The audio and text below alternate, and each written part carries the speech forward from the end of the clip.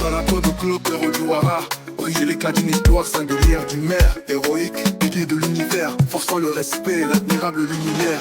Par son courage, ton destin fut tracé. Devenu journaliste, un combattant de la vérité. Claude Perrault-Douara, face aux tourments endurés, symbole de dignité, d'intégrité dans l'adversité. Contre vents et marées, la lutte est déclarée. Pour la justice et l'égalité, je resterai debout dans la dignité. Les tentations corrompues, l'argent offert en pâture, mais mon âme pure reste impassible. Défend la forfaiture de Constant Mutamba et son ministère d'injustice. Mais d'injustice, mes actions résonnent dans le pays, tel un cri de liberté. Contre les pouvoirs corrompus, je m'élève avec fierté. Claude Perrault-Douara, qui dans les ténèbres de la justice, ton nom sera le flambeau de la résistance et de la revendication. Contre les vieux oppresseurs, nous prendrons l'étendard de la vérité. Pour un Congo meilleur, un avenir de fraternité et de dignité. À toi, Félix Helmut Wangeleka, ta tyrannie touche à sa fin. Les mains vides, tu seras chassé.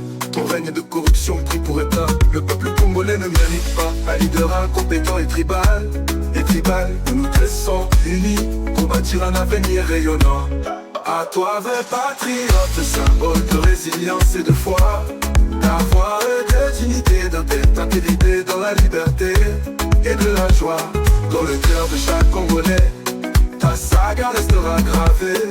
Pour un avenir radieux, pour une nation enfin libérée. Et Nzambe nanga, nanga, nanga, nanga, nanga, nanga, nanga, nanga. Les tentations corrompues, l'argent offert en pâture, mais mon âme pure reste impassible défiant la forfaiture de Constant Mutamba et son ministère d'injustice. Mais d'injustice, mes actions résonnent dans le pays, tel un cri de liberté, tel un cri de liberté. Pour les pouvoirs corrompus, je m'élève avec fierté. Claude Perrault-Douara, dans les ténèbres de l'injustice, on sera le flambeau de la résistance et de la revendication. Contre les vieux oppresseurs, nous prendrons l'étendard de la vérité. Pour un Congo meilleur, un avenir de fraternité et de dignité. Attends-toi, Félix Helmut Wangeleka, ta tyrannie touche sa foi. Les mains vides, tu seras chassé. Ton règne de corruption pris pour éteint. Le peuple congolais le mérite un leader. Incompétent et tribal, nous nous dressons unis pour bâtir un avenir rayonnant. Oh, rayonnant. Claude Perrault-Douara, symbole de résilience et de foi. Ta voix est de dignité, d'intégrité, dans la liberté et de la joie. Dans le cœur de chaque Congolais, ta saga restera gravée. Pour un avenir radieux, pour une nation enfin libérée. Et Claude Perrault-Douara, symbole de résilience et de révolution. Ta plume au zénith, pourtant la flamme de la liberté et de la joie. Dans le cœur de chaque Congolais, ta saga restera gravée. Pour un avenir radieux, pour une nation enfin libérée. Et Nzambe, nanga, nanga. Et Nzambe, nanga, nanga. Et Nzambe, nanga, nanga. Et Nzambe, nanga, nanga.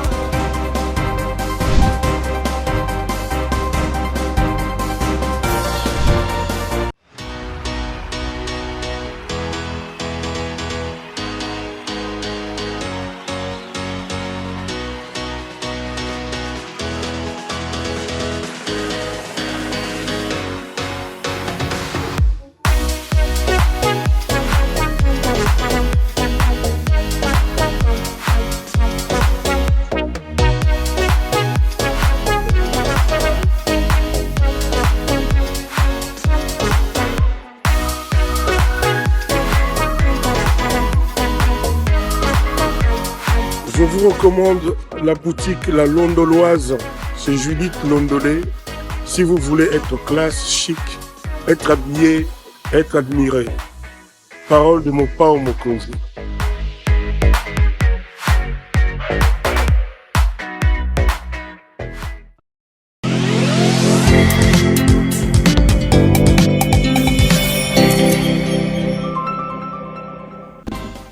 Madame, Messieurs, bonsoir et bienvenue à ce nouveau numéro de l'émission Contre nous soit dit. Son histoire est tout simplement glaçante et rappelle les sombres époques de l'histoire triste de l'humanité. On se croirait peut-être à l'époque d'Hitler, de Mussolini et même de Lénine parce que l'homme a vécu des situations tellement dramatiques.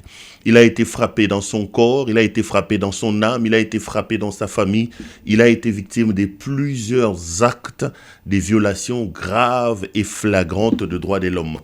Depuis 2-3 jours, je vous promets de vous amener dans une sorte d'odyssée pour vous raconter l'histoire d'un jeune homme, jeune, vivant en Zambie. Il a été tout simplement enlevé par la dictature et la tyrannie dans son pays. Il a se retrouvé dans les casseaux de l'ANR, dans le cassot de la DEMIAP. Il a vu sous ses yeux des gens mourir. Il a échappé plusieurs fois à la mort. Aujourd'hui, ouf, heureusement pour lui qu'il est en bonne santé, ou plutôt il est en train de se reconstruire en termes de santé, mais il dit être un endroit de sécurité. Madame, Monsieur, cette histoire triste, c'est donc l'histoire d'Igor Mouteb que nous joignons depuis quelque part. Je ne sais pas s'il aura la volonté ou le vouloir de nous dire là où il est. Igor Mouteb, bonsoir. Bonsoir Perrault. C'est un grand plaisir pour moi de vous avoir dans cette émission. D'abord parce que on se connaît pas, mais à un moment donné de l'histoire de ce pays, j'avais tout simplement décidé de porter votre affaire sur mes épaules. Vous avez été enlevé en Zambie, vous allez nous faire votre témoignage, mais la première question est celle de savoir comment vous allez et où vous vous trouvez à ce moment ici.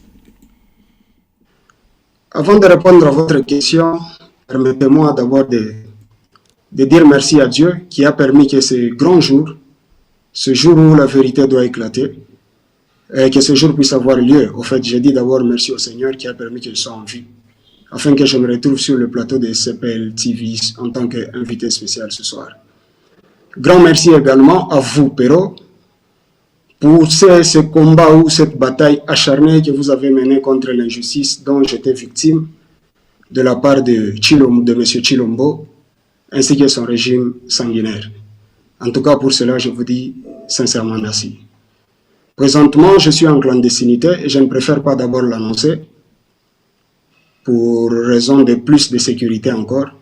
Mais je crois que dans les jours qui viennent, je vais m'afficher. Mais en termes de santé, ça va beaucoup mieux parce que ici, je suis en train de voir certaines, que je vais d'ailleurs proposer à mes téléspectateurs ici, certaines de vos images quand vous étiez encore arrêté à cette époque-là. Mais est-ce qu'en termes de santé, tout va bien? Est-ce que vous allez bien? En termes de santé, je suis en train de me reconstruire. Ce n'est pas du tout facile. Déjà avec tout ce que j'avais subi comme torture physique, il y a mon oreille gauche qui ne s'est pas encore remis. Là, je n'ai pas une très bonne audition à cause des tortures que j'avais subies. Mais aussi, je suis en train en fait de me reconstruire. Mais sinon, ça ne va pas encore mieux. On parlera de tout ça. Igor Mouteb, peut-être que vous ne le connaissez pas. Ça, c'est vraiment la preuve que la plupart du travail que nous faisons ici, il y a des gens qui nous reprochent. Je ne le connais pas. Je portais son affaire comme ça, par patriotisme et par question d'idéal. Je ne supporte pas l'injustice. Mais la première fois que je l'ai eu au téléphone, il voulait me dire merci. J'ai dit, mais c'est la première fois que j'entends parler de vous. Il me dit, mais j'ai fait 50 émissions sur lui sans le connaître parce qu'on est contre l'injustice. Mais je vais quand même d'abord commencer par permettre à nos téléspectateurs de situer le débat. Igor Mouteb a donc été enlevé en Zambie. Mais son affaire a été rendue célèbre grâce à une vidéo qui a circulé, qui a fait buzz sur les réseaux sociaux. Il se faisait filmer, lui, dans les locaux de l'ANR. Il disait un certain nombre de choses. On va parler de ça. Il nous dira dans quel contexte. Mais pour vous permettre de replonger dans ce qu'a été cette histoire, je vous propose d'abord de regarder cette vidéo qui, à un moment donné de l'histoire, avait quand même fait beaucoup de bruit, avait fait parler d'elle. On suit la vidéo. Bonjour, chers compatriotes congolais. Je viens vers vous très rapidement avec cette petite vidéo parce qu'il y a urgence, urgent, je vous prie de suivre cette vidéo jusqu'à la fin parce que là, je suis dans un cachot clandestin de l'ANR à Kinshasa, au cabinet de l'AG, l'administrateur général de l'enseignement, à la personne de M. Jean-Hervé Mbelou, depuis le mois de janvier, après mon enlèvement de la Zambie par 2 militaires congolais en complicité avec certains agents de l'enseignement zambien et un général militaire zambien qui avait participé à cet enlèvement, vu qu'on leur avait donné beaucoup d'argent. Je suis là depuis janvier, comme vous le constatez, je suis dans un cachot clandestin de l'ANR. D'ailleurs, pour vous confirmer que c'est là que je suis, je vais bel et bien vous montrer l'enceinte même de l'agence. Vous allez le constater. Ça, c'est la vue de l'intérieur. Je suis bel et bien à l'ANR. Donc, il n'y a pas à contester. C'est là que je suis depuis mon enlèvement au mois de janvier. Et là, nous sommes déjà au mois d'octobre. Je vais vous montrer aussi la vue de l'extérieur. Le bâtiment, c'est le bâtiment, c'est ici. Shopping mall. Voilà, donc je suis bel et bien à l'ANR. Je vais y aller très rapidement pour faire passer mon message. Voilà. Ici. C'est dans les locaux de l'ANR que je suis, dans un cachot clandestin, au cabinet de l'AG, à la personne de M. Jean-Hervé Mbelou. Voilà où je passe nuit. Ça, c'est un matelas qui n'existe que d'un homme. Je dors sur des fils de fer et tout le corps fait très mal chaque matin. À mon réveil, je suis même très malade. Je contractais des maladies dont je n'ai jamais souffert toute ma vie. C'est seulement à cause de cet enlèvement que je suis en train de souffrir et je ne bénéficie pas des soins appropriés. Voici même les médicaments que je suis en train de prendre. Vous allez le constater. Tout ça, ce sont des médicaments. Voilà. Je suis très souffrant, mais je ne bénéficie pas des soins appropriés. Je viens très rapidement avec la petite histoire. J'ai été enlevé de la Zambie depuis le 2 janvier au niveau de l'hôtel Protea. Protea Hotel Andola. Les faits sont vérifiables par le colonel Jules Poyongoy. Oui, j'ai été enlevé de la Zambie accompagné de notre colonel de l'armée congolaise. Allez, on est de retour sur ce plateau. Ces petits extraits vous plongent un peu dans les décors de ce qu'a été l'histoire de notre invité de séjour qui s'appelle Igor Mouteb, qui a passé plusieurs mois dans les locaux de l'ANR, de la DEMIAP, etc., etc. Alors, Igor, on vous appelle Igor Mouteb. Qui êtes-vous pour les Congolais qui ne vous connaissent pas? Parce que bon, on va parler de ça. En préparant cette émission, j'ai rélu un peu votre dossier. Je vois que vous avez été accusé des sûretés de l'État. On reviendra sur tout ça. Mais qui êtes-vous? Vous faisiez quoi en Zambie? Est-ce que vous êtes un Congolais? Est-ce que vous êtes un Zambien? Quelle est votre profession? Comment vous êtes retrouvé en Zambie? Bon, en fait, si je me suis retrouvé en Zambie, c'était question de business ou de conditions sociales, parce qu'à un certain moment de la vie, on est obligé de se battre à gauche et à droite pour essayer de s'épanouir et répondre aux besoins de la famille. Parce qu'avant de venir en Zambie, je n'étais pas en Zambie, d'abord j'étais en Namibie, et pendant que j'étais en Namibie, au fait, le coronavirus a perturbé un peu les histoires, les business étaient perturbés avec tout ce qu'il y avait comme restriction, et qu'elle en était un pays qui génère une grande partie de ses recettes à partir du tourisme. Avec ces restrictions, déjà les touristes ne pouvaient plus venir et du coup, la vie économique était devenue difficile, d'où j'étais obligé de revenir en Zambie où j'avais un oncle qui avait aussi ses business. Il m'a demandé de revenir en Zambie si cela était possible et qu'il puisse m'initier à quelque chose. Donc vous étiez en Zambie, vous n'êtes pas militaire, vous n'êtes pas politicien, vous n'êtes qu'un homme d'affaires. En Zambie, vous y étiez comme un homme d'affaires. En Zambie, j'étais comme un homme d'affaires qui n'avait rien à voir avec la politique. Parce que depuis que je suis parti de la RDC, je ne me suis jamais affiché comme étant un politicien, vu que je devais répondre aux besoins de ma famille et qu'à un certain moment, je devais d'abord me battre pour la survie de ma famille. Voilà quoi. Vous avez quitté la RDC quand? Je rappelle que vous étiez un Katangais, vous viviez au Katanga, si ma mémoire ne me trahit, si mes notes ne me trahissent pas. Vous êtes un Katangais, vous avez quitté le Congo pour aller vers la Namibie et la Zambie depuis combien de temps? Je quitte le Congo pour aller vers la Namibie, c'est en 2019. Mais il arrivait des moments où je rentrais pour une semaine, 2 jours, puis je repartais. Oui, oui. Et en Zambie, vous viviez à Lusaka, Ndola, En Zambie, je vivais à Kitwe. à Kitwe. À Kitwe, et c'était précisément à Parkland, oui, où je vivais. Sur Netwange Road 9. Ok. D'accord. Les Twang Road numéro 9. Donc c'est là que vous viviez.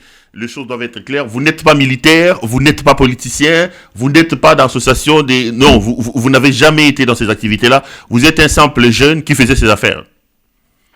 Bien sûr. En tout cas, pendant que j'étais en Zambie, je n'étais dans aucune activité politique. J'étais juste là pour raison de business, parce que je devais survivre. D'accord. Comment est-ce qu'il arrive qu'on vous enlève? Comment est-ce qu'on vous a ciblé? Il y a quand même beaucoup de Congolais qui vivent en Zambie. Pourquoi on ne les arrête pas? Pourquoi vous? Et comment est-ce qu'on vous enlève à partir de la Zambie? Racontez-nous un peu l'histoire. Bon, au fait, au début, je pensais que c'était par simple coïncidence. Mais lorsque j'arrive à Kinshasa, c'est là que je comprends que ce n'était pas simplement une coïncidence, mais c'était déjà un plan bien établi depuis un certain temps. Parce que d'après tout ce qui avait été raconté au chef de l'État, comme quoi il y avait des gens qui préparaient un coup d'État contre lui, à partir de la Zambie, et qu'on devrait renverser, et la présidence a déversé beaucoup d'argent pour que les gens descendent là-bas. Et maintenant, il fallait justifier tout ce qui avait été de donner ou débourser comme argent par rapport à la mission. Et comme il n'y avait pas moyen de gestion, il fallait quand même emmener des gens qui pouvaient, en fait, justifier toutes ces dépenses-là qui avaient été faites par... Donc vous avez été victime d'une certaine manière de la volonté des gens qui ont bouffé l'argent du président de la République à justifier le fait qu'on lui a fait croire qu'il y avait des Congolais qui préparaient un coup d'État contre lui en Zambie. Tout à fait. Et ils en ont profité du fait que j'étais aussi ami aux enfants du général Numbi. On parlera de ça. Commençons par expliquer. Okay. On vous arrête comment, quand, où et pourquoi? Ok, d'accord. J'ai un ami qui s'appelle... Aujourd'hui, je vais le citer parce qu'à un certain moment, il faut arrêter certaines choses. C'est un jeune homme qui vivait en Zambie depuis très longtemps. Il s'appelle Eli Numbi. Je crois vous avoir envoyé la photo où je suis avec lui dans ma voiture. Et l'un... Eli Numbi, c'est donc le garçon qui est derrière, qui est habillé en chemise rouge. Ouais,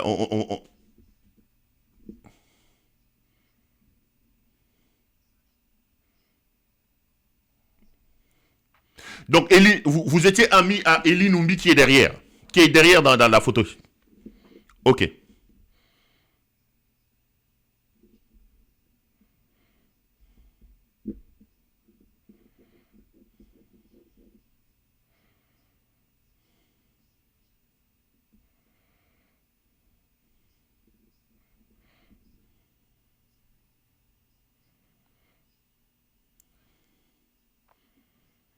Donc, dans la voiture, là, ce qu'on voit là, c'est vous au volant. À côté, c'est lui qui est en t-shirt blanc, c'est le fameux colonel Jules. Et derrière, c'est Eli. Ok, Jules Massois.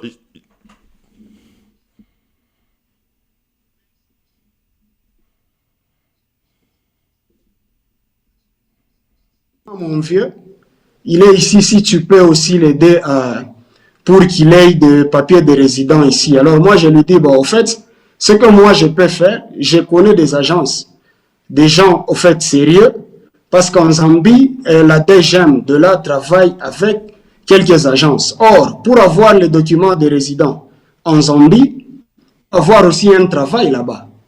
Et ces agences-là, ils font la prise en charge des personnes qui veulent avoir ces documents. Parce qu'en cas de problème, au fait, les services d'immigration zambiens vont s'attaquer à l'agence et non à l'individu. Alors moi, je l'ai aussi mis en contact avec cette agence-là qui m'avait aussi facilité pour obtenir la carte de résident en Zambie, ainsi de suite. Alors c'était ça. est en fait l'objet de sa visite. Alors, quand je parlais avec lui, je lui ai dit les frais qu'il y avait à payer au niveau de l'agence. Et le monsieur me dira, OK, pour le moment, je ne suis pas prêt avec cette somme d'argent. Mais quand je serai prêt, je vais te revenir. Le fameux colonel Jules. Et à ce moment-là, vous ne savez pas que lui, c'est un colonel. Et lui vous l'amène comme un simple civil qui cherche à régulariser sa situation en Zambie. Comme un vieux à lui, un vieux avec qui il a des affinités, je ne sais quoi. Voilà, donc c'est un peu ça, de manière succincte. Et alors, le monsieur, je crois que c'était au mois de novembre 2021. Quand on s'est vu, c'est même le jour où on a pris... Où vous avez pris la photo là. Tout à fait.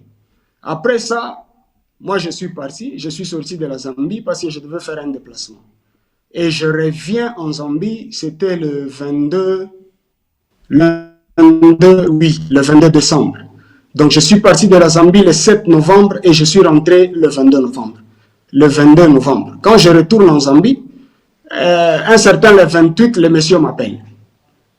Il me dit qu'il était prêt et qu'il voulait me voir. D'abord, c'est Eli qui m'appelle pour me dire que le monsieur était prêt. Je lui dis, OK, il n'y a pas de problème. Moi aussi, pour le moment, je suis à Lusaka. Mais je crois que le premier, je serai à Ndola. Et quand je serai à Ndola, je pourrai le contacter pour qu'on se voit. Comme ça, je vais aussi appeler le monsieur de l'agence.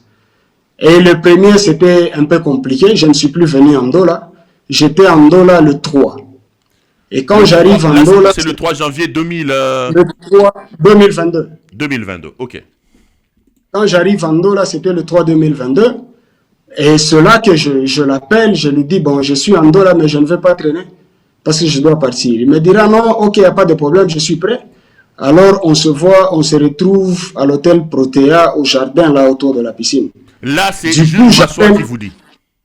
C'est Jules Massoua, oui, ce colonel, ce fameux colonel. Et à partir de ce moment-là, j'appelle directement Eli. Je lui dis, mais moi, je ne peux pas aller à ces rendez-vous sans toi parce que le monsieur, je ne le connais pas. Et c'est toi qui l'as amené auprès de moi. Il dit, non, non, non, quand tu as parlé avec lui, j'étais avec lui, je suis en train de l'amener. Moi aussi, je serai là. Je dis, ah, OK, d'accord, alors c'est bon, on se retrouve là-bas. Et c'est comme ça que je me suis rendu. Mais quand j'arrive, au lieu de rendez-vous là au jardin, je regarde, il y avait que des Chinois qui étaient là. Et lui n'était pas là. Du coup, je sortais. Vous êtes arrivé à l'hôtel Protea. À l'hôtel Protea, en face du stadium. Il y a un stadium là-bas, je crois que c'est Kenneth Kaunda. Juste en face. Alors, okay. Quand je sortais, je vois, il m'appelle, il me dit non, mais pourquoi tu sors? Je dis, mais j'arrive là, je suis arrivé là-bas, il n'y avait personne, et c'est comme ça que j'ai décidé de partir. Non, non, non, reviens. J'étais juste aux toilettes ici. Bon, je rentre. Effectivement, je le trouve, il est assis, et il était seul. Pendant que je lui posais la question, mais où est Eli? Pourquoi Eli? Eli m'a dit que vous étiez ensemble. Comment fait-il que vous vous retrouvez seul ici? Il me dira, non, non. Eli aussi est là, mais il a reçu un appel, il est juste là, à l'extérieur, il remet quelque chose à quelqu'un, et puis il va revenir. Mais toi, sois tranquille. Pendant que je me suis mis, directement, il y a un serveur qui est arrivé pour me poser la question si je devais prendre quoi. Je lui ai dit, non, vous m'amenez de l'eau. Lui m'a dit, non, non, tu peux manger, tu peux passer la commande. J'ai dit, non, je ne mange pas parce que je n'ai pas assez de temps. Je prends juste une bouteille d'eau et ça me va. Le temps que le serveur amène la bouteille d'eau, il y a deux messieurs qui débarquent avec des revolvers.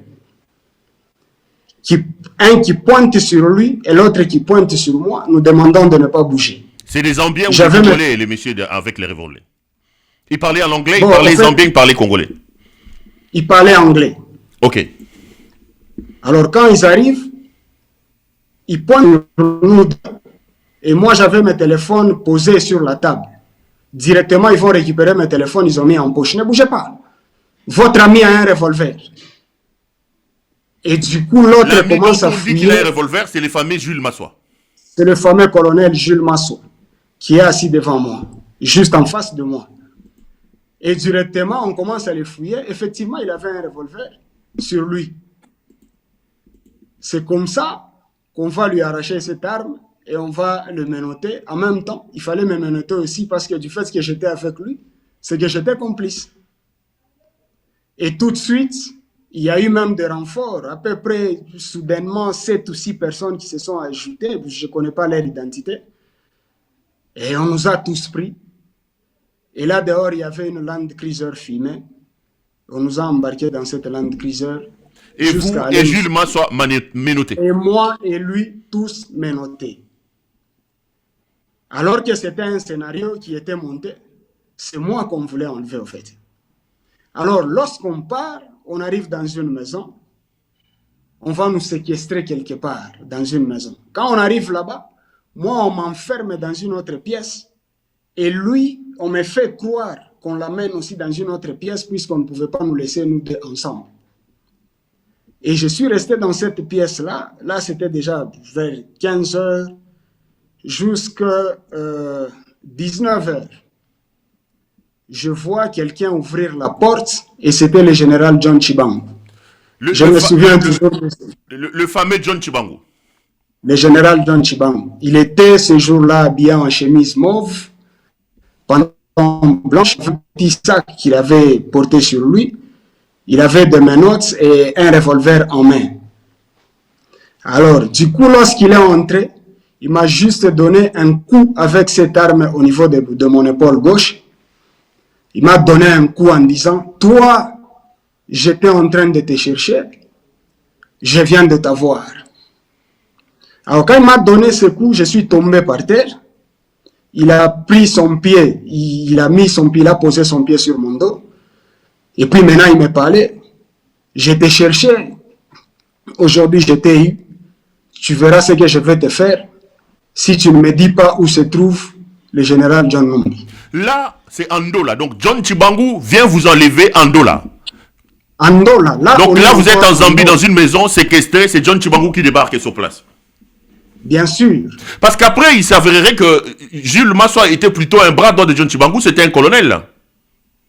Bien sûr. Bon, c'était son homme de main. Parce que là, les images que nous avons ici, c'est clair. Là, vous voyez, c'est John Tshibangou avec les fameux colonels Jules Massois. Donc, c'était un plan que John Tshibangou a monté. Jules Massois se trouve d'ailleurs en ce moment ici en prison parce qu'ils ont été arrêtés aussi avec John Tshibangou, les deux. C'est un homme des bras, un colonel de l'armée congolaise qui travaille avec ces messieurs que vous voyez, John Tshibangou. Donc, les choses doivent être claires. Donc, ce qu'ils ont fait là, c'était un scénario seulement pour vous avoir. Tout à fait.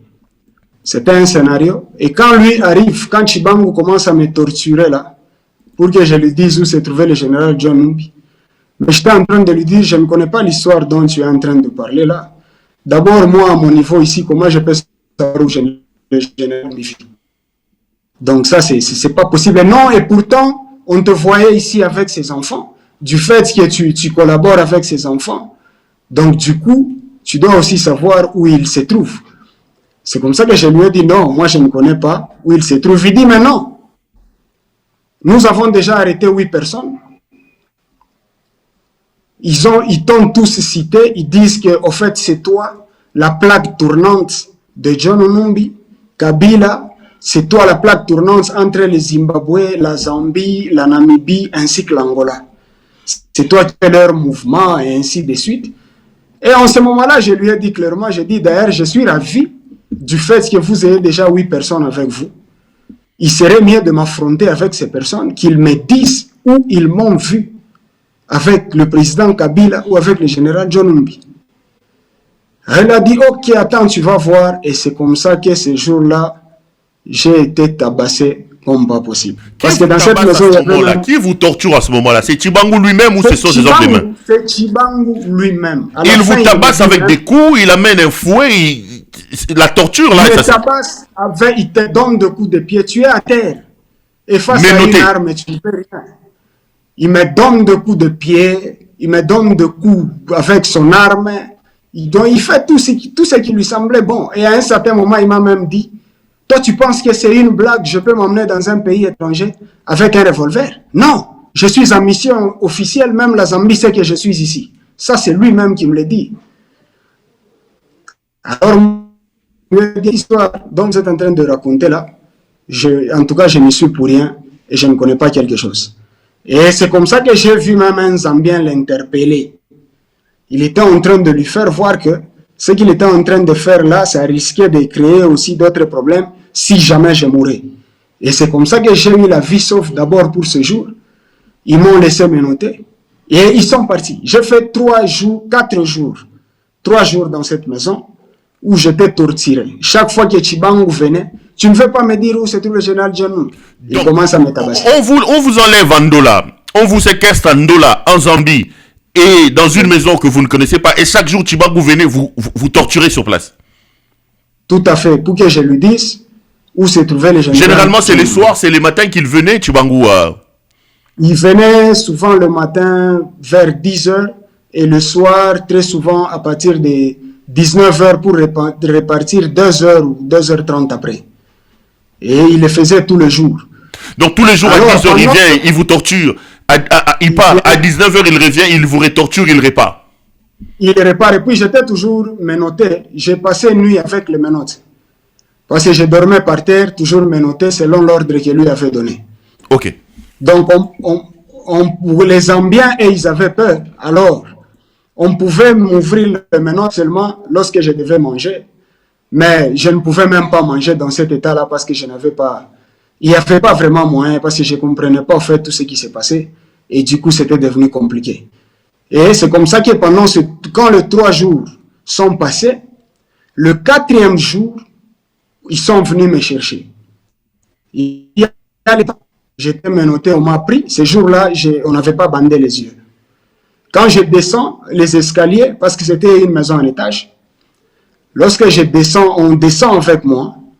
Quand j'arrive à l'extérieur, dans la parcelle maintenant, je trouve, il y avait 3 véhicules. Il y avait une Jeep où était le général John Tchibangu et un certain général Lunda. Il est de la force aérienne. C'est un général zambien de la force aérienne. Ils étaient dans une Jeep. Et c'était une Jeep Mazda. Et la deuxième, c'était une Land Cruiser fermée. Je vois, il y avait des hommes armés avec des costumes. C'est-à-dire, ils étaient en civil, mais ils étaient tous armés. Et je constate là qu'avec eux, ils avaient le général John Mulongo. Le fameux général John Mulongo. Ils étaient avec lui. Parce que je rappelle que John Mulongo, lui aussi, a été enlevé en Zambie et qu'à l'heure où on parle, il est encore en prison en Ndolo, si ma mémoire ne me trahit pas. Tout à fait. Ils étaient avec lui, il était aussi menotté et on s'apprêtait à l'embarquer dans une Jeep, dans la deuxième Jeep. Et la troisième Jeep, c'est là où moi j'ai été embarqué. Du coup, on a vu qu'on a pris la route Lusaka. C'est-à-dire, on est parti d'Ndola jusqu'à Lusaka. Mais quand on arrive à Lusaka, là encore, on est séquestré pendant 6 jours dans la maison de ce général-là, zambien de la force aérienne, général Lunda. Donc, ce qu'on doit comprendre, c'est que les séquestrations, les tortures, les enlèvements dont vous avez été victime, et vous et les généraux, Mulongo, c'est les services de sécurité zambiens qui ont aidé John Tchibangu à les faire. Donc, John Tchibangu a corrompu la Zambie d'une certaine manière. Tout à fait. Pas John Tchibangu, mais je crois le gouvernement congolais, parce que je ne pense pas que Tchibangu allait corrompre avec son propre argent. Cet argent est venu de quelque part. Et lui étant au service de l'État, je crois que cet argent est venu de la présidence. Donc Tshisekedi collabore aujourd'hui, a corrompu les services zambiens qui l'aident aujourd'hui à traquer les Congolais et à violer leurs droits de l'homme sur son sol. Tout à fait, parce qu'après moi, il y a encore plusieurs qui ont été enlevés et qui s'y retrouvent aujourd'hui dans les cachots de l'ANR. Dont le pasteur Daniel Ngoyi Mulunda, dont on ne sait pas. Dont le pas pasteur Daniel Ngoyi Mulunda, on ne sait même pas s'il est vivant ou pas. Il y a aussi Patrick Massengo. Il y a plusieurs jeunes. Il y a Kaponda qui ont été aussi enlevés après moi et qui se retrouvent dans les cachots aujourd'hui à Kinshasa. Ok. Donc vous arrivez à ce moment-là à Lusaka, après 3 jours passés à Ndola dans une maison de séquestration, vous arrivez à Lusaka, la capitale zambienne. Et là, vous passez 6 jours, toujours torturé ou comment? Dans la maison de ce général-là, c'est là où il habite aussi. Le général Lunda. Là, le général Lunda. Là, c'était encore plus fort qu'Andola. Parce que là, c'est comme s'ils étaient en train de jouer leur dernière carte. Mais comme je ne savais personnellement rien, puisque nous avons été séquestrés dans des chambres différentes, avec les généraux John Mulongo. Et chaque fois qu'on venait, quand on les tabassait, je pouvais entendre comment ils criaient. Et moi aussi, quand on me tabassait, je criais. Je suis sûr et certain qu'il écoutait aussi. Parce que c'était en fait des chambres voisines. Et du coup, Là, c'était terrible, on a fait 6 jours. Je me rappelle seulement le dernier jour avant d'amener Kinshasa. Le général Tchibango est arrivé, c'était vers 23 heures. Il m'a torturé, il m'a tabassé. Parce que là, il avait même plongé ma tête dans un baignoire. Il m'a plongé là-bas. Vraiment des histoires qu'on voit dans des films. Alors... Mais en plongeant, il vous pose quoi comme question? Dis-moi où se trouve John Tchibango, John Numbi, c'est ça? Oui, où se trouvait le général John Numbi. Je lui dis en tout cas, je ne connais pas où il se trouve. Alors je me rappelle, il m'a dit une chose. Il me dit, bon, comme tu ne veux pas me dire, alors tu vas aller mourir en prison à Kinshasa, là où tu vas trouver aussi des hommes petits comme toi. Alors tu iras mourir là-bas. Je lui ai même dit, parce qu'il parle Swahili très bien. Je lui ai même dit en Swahili, j'ai dit, mon général, alors si vous faites ça, c'est par mauvaise foi. Parce que moi, je ne suis pour rien. Là encore, il m'a donné un coup à la mâchoire. Et du coup, il est sorti. Après quelques temps, on est venu nous chercher. Ils ont fait semblant de nous prendre de photos passeport devant un mur là, avec leur téléphone. On nous a menottés. On a pris... avec le général Mounongo. Tout à fait. On l'a sorti de sa chambre, moi également. Ils ont commencé à nous prendre des photos avec leur téléphone en format photo passeport. Ils nous ont pris des photos et ils ont pris des fleurs. Ils nous ont bandé les yeux. Alors on m'a pris par la main, on nous a fait descendre, on a embarqué dans une jeep. Et c'est comme ça qu'on nous a amenés dans un aéroport. Maintenant, ici, je m'attire votre attention. Je connais parfaitement la ville de Lusaka, parce que c'est une ville que j'ai beaucoup sillonnée. Alors, pendant qu'on s'est rendu à l'aéroport, nous, on ne savait pas qu'on allait à l'aéroport. Tout ce que j'ai constaté, c'est quoi? Pendant qu'on allait, la route était en très, très mauvais état. Alors que moi, connaissant Lusaka, au centre-ville surtout, la route qui mène vers l'aéroport, vous ne trouverez jamais de nid de poule sur la route. Et j'étais en train de me poser la question, je me dis, mais une mauvaise route comme ça, où est-ce qu'on nous amène? J'étais même en train de pleurer, je leur disais, laissez-moi quand même voir mes derniers instants avant que vous ne puissiez m'abattre, parce que je sais que vous êtes en train d'aller nous tuer. Et ceux qui étaient là, ils étaient en train de me donner le coup. Lui Tchibango disait, hé, taisez-vous. C'est ce qu'il était en train de dire. Alors, toute la route, j'étais en train de répéter la même chose. Mais du coup, on se retrouve à un endroit comme s'il y avait une barrière de militaires qu'on devrait traverser. Maintenant, il y a un militaire qui pose la question pour savoir si c'était des colis qu'ils attendaient. Ils ont dit oui. Alors, on nous a laissé entrer. On ne voyait pas, mais on entendait seulement. On écoutait plutôt. Et quand on entre, je me suis retrouvé face à un bruit de réacteur. Là, vous sentez vraiment qu'il y a un avion qui est prêt à faire des manœuvres. À ce moment-là, les yeux sont toujours bandés. Sont toujours bandés. Il y a un avion qui est prêt à décoller. C'est là que je comprends que non. Donc ici, on est en train de nous amener à ça. Bon, on nous fait descendre, c'était déjà au pied d'avion, on nous fait asseoir par terre. Et à un certain moment, comme nous étions menottés par des vents, je me suis quand même donné du courage et j'ai retiré, j'ai retiré... sur vos yeux. Tout à fait, le masque qu'ils avaient placé sur moi. Quand je l'ai retiré, je constate que nous sommes dans l'aéroport militaire de Lusaka. Et je vois l'appareil qui nous avait embarqué. C'était un petit appareil dont il était mentionné NetJet. C'était ça. Donc, il y avait des mentions dans l'avion, les mentions NetJet. NetJet. Et quand je le tire maintenant, il y a un militaire zambien qui me voit après. Il dit, celui-là, il est en train de tout voir. Il est venu encore, on m'a donné un coup d'arme dans le dos. À cette fois-là, on m'a encore bandé les yeux et on a changé maintenant la position de mes notes. Comme c'était devant, voilà. Et je me retrouve, je suis menotté dans cette position-là. Et c'est comme ça qu'après quelques temps, nous avons embarqué dans l'avion, toujours les yeux bandés. Et moi et lui, toujours les yeux bandés. Nous avons décollé de Lusaka. Nous sommes venus arriver à Kinshasa, c'était pratiquement aux alentours de 4 heures du matin. Donc là, Quand on arrive, vous quittez là-bas donc la nuit, menotté, les yeux bandés. Tout à fait. Et John Tshibangou embarque-t-il avec vous? Lui n'embarque pas. Ok. Quand on embarque, à notre arrivée, lorsqu'on atterrit à Kinshasa, mais à partir de Lusaka, Tshibangou vous accompagne jusqu'au pied de l'avion, mais il n'embarque pas avec vous. Il n'embarque pas avec nous. Et en ce moment-là, John Massoua n'est pas là. Jules Massoua, lui, n'est pas là. C'était l'acteur. Jules Massoua, ok. C'était son équipe d'avance. Il n'a pas été là dans la suite. Maintenant, quand on arrive à Kinshasa, c'était vers 4 heures du matin. Avant de nous faire descendre de l'avion, on va nous retirer ces bandes-là. On va nous mettre de... Vous connaissez de masques avec filet à l'avant, c'est-à-dire, moi je peux voir la personne qui est en face de moi, mais la personne ne peut pas savoir qui je suis. Ok. C'est-à-dire dans que l'avion, des masques déjà, noirs, mais qui vous permettent quand même de voir ce qui se passe devant vous. Oui, tout à fait. Parce qu'il y a eu avec une sorte de tamis là devant. Alors nous, on pouvait voir la personne, mais la personne ne pouvait pas nous voir.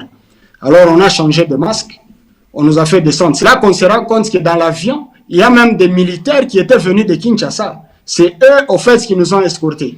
Ils n'avaient pas descendu de l'avion, ils étaient toujours dans l'avion. Et quelques messieurs de la présidence avec beaucoup de dossiers. Et même quand on descendait de l'avion, je voyais un monsieur là en costume, avec son téléphone qui filmait. Voilà, ils sont déjà là, ils faisaient des commentaires. Et on nous a pris très rapidement. On nous a fait passer par un bureau là, je ne sais pas quoi. On s'est retrouvés directement au parking. C'est là que je vais trouver une forte délégation. Toujours masqué. Il y avait l'AG de l'ANR, il y avait des responsables de la... Là, quand vous arrivez au parking, vous êtes toujours menotté avec le masque en treillis là. Toujours menotté, bien sûr. Okay. Mais on trouve quand même une forte délégation. Il y avait l'agent Mbelou. Mbelou lui-même était à l'aéroport à 4 h du matin. Il était là. Il y avait 2 jeeps des militaires PEM. Il y avait les responsables de la DGM et tant d'autres personnes. C'était vraiment un cortège costaud. Hein? Un cortège digne d'une grande personnalité de ce pays-là. Parce que même la Jeep dans laquelle on avait embarqué, ce sont des Jeeps avec des écrans à l'arrière des chaises. Je crois que c'était une Jeep de la présidence où on avait embarqué. Et jusqu'au cabinet de l'AG. Quand on arrive au cabinet de l'AG Mbelou, on nous fait descendre, on retire maintenant les masques. Mbelou, c'est l'AG de l'ANR. À cette époque-là, on parle bien de Mbelou Biocha. Hein? Tout à fait, Jean-Yves Mbelou Biocha. Alors quand on arrive là-bas, on nous fait descendre de la voiture, on nous retire le masque, mais toujours menotté. Lui, c'est lui maintenant qui donne l'ordre. Il y a 2 bâtiments. Il y a le bâtiment principal dans lequel se trouve son bureau. C'est à 8 niveaux. Mais il y a un autre bâtiment juste à gauche qui est à 1 niveau. Ou à droite si vous entrez par la grande barrière. Alors il donne l'ordre, il dit, lui, vous le mettez ici. Il montre le bâtiment à 1 niveau. Pour qu'on amène le général Moulombo. Et moi, à mon tour, il dit, lui, vous le plaquez ici chez moi, au 7e niveau.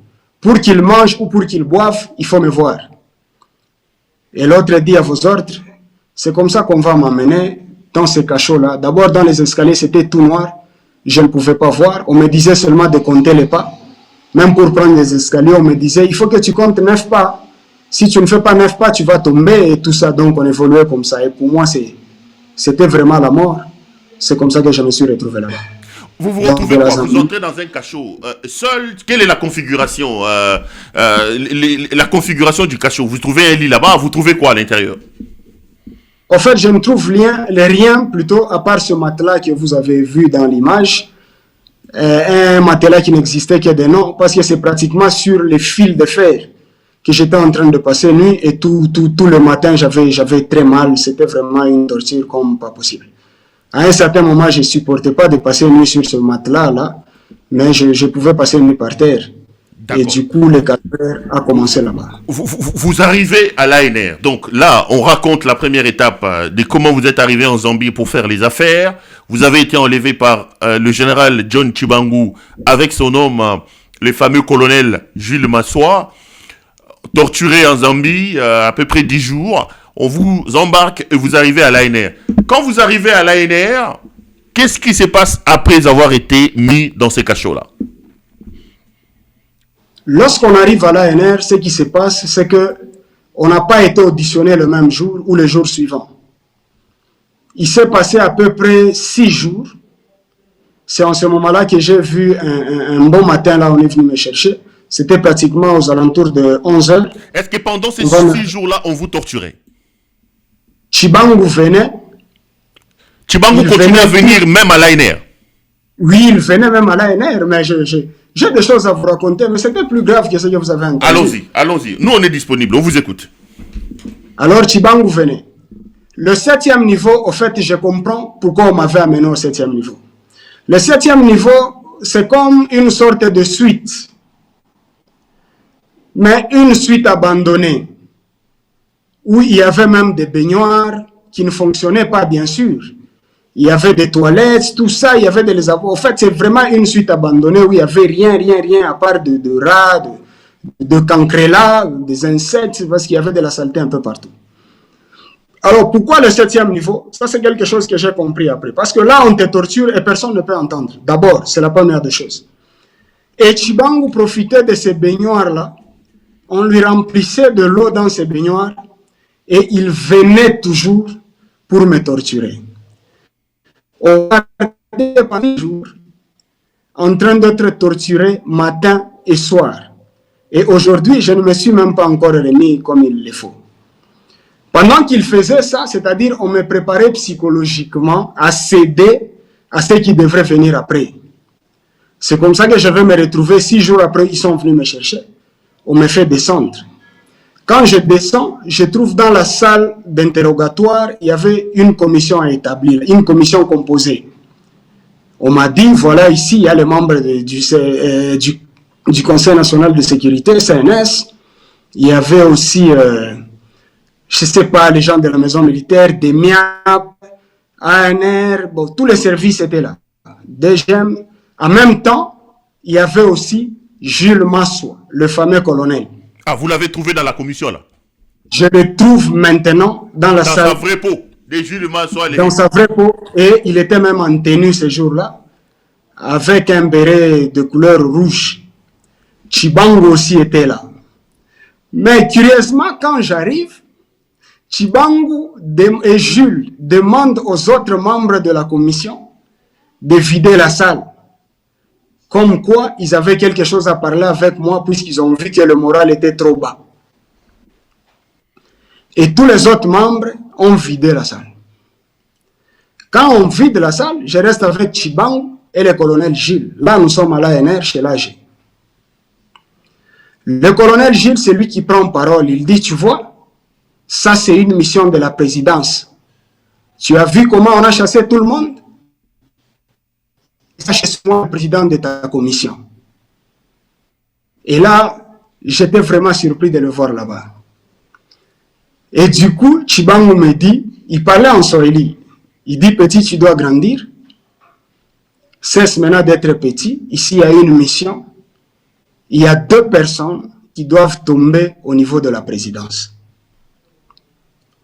Si tu acceptes de collaborer, c'est une mission que le chef de l'État lui-même a donnée. C'est pourquoi tu nous vois, nous venons et nous accédons même ici à l'ANR. Parce que c'est la mission de la présidence. Il y a 2 personnes qui doivent tomber. Le chef de l'État veut s'en débarrasser parce que moi, je vais prendre la place du... C'est qui encore? Le général Toumba de la maison militaire.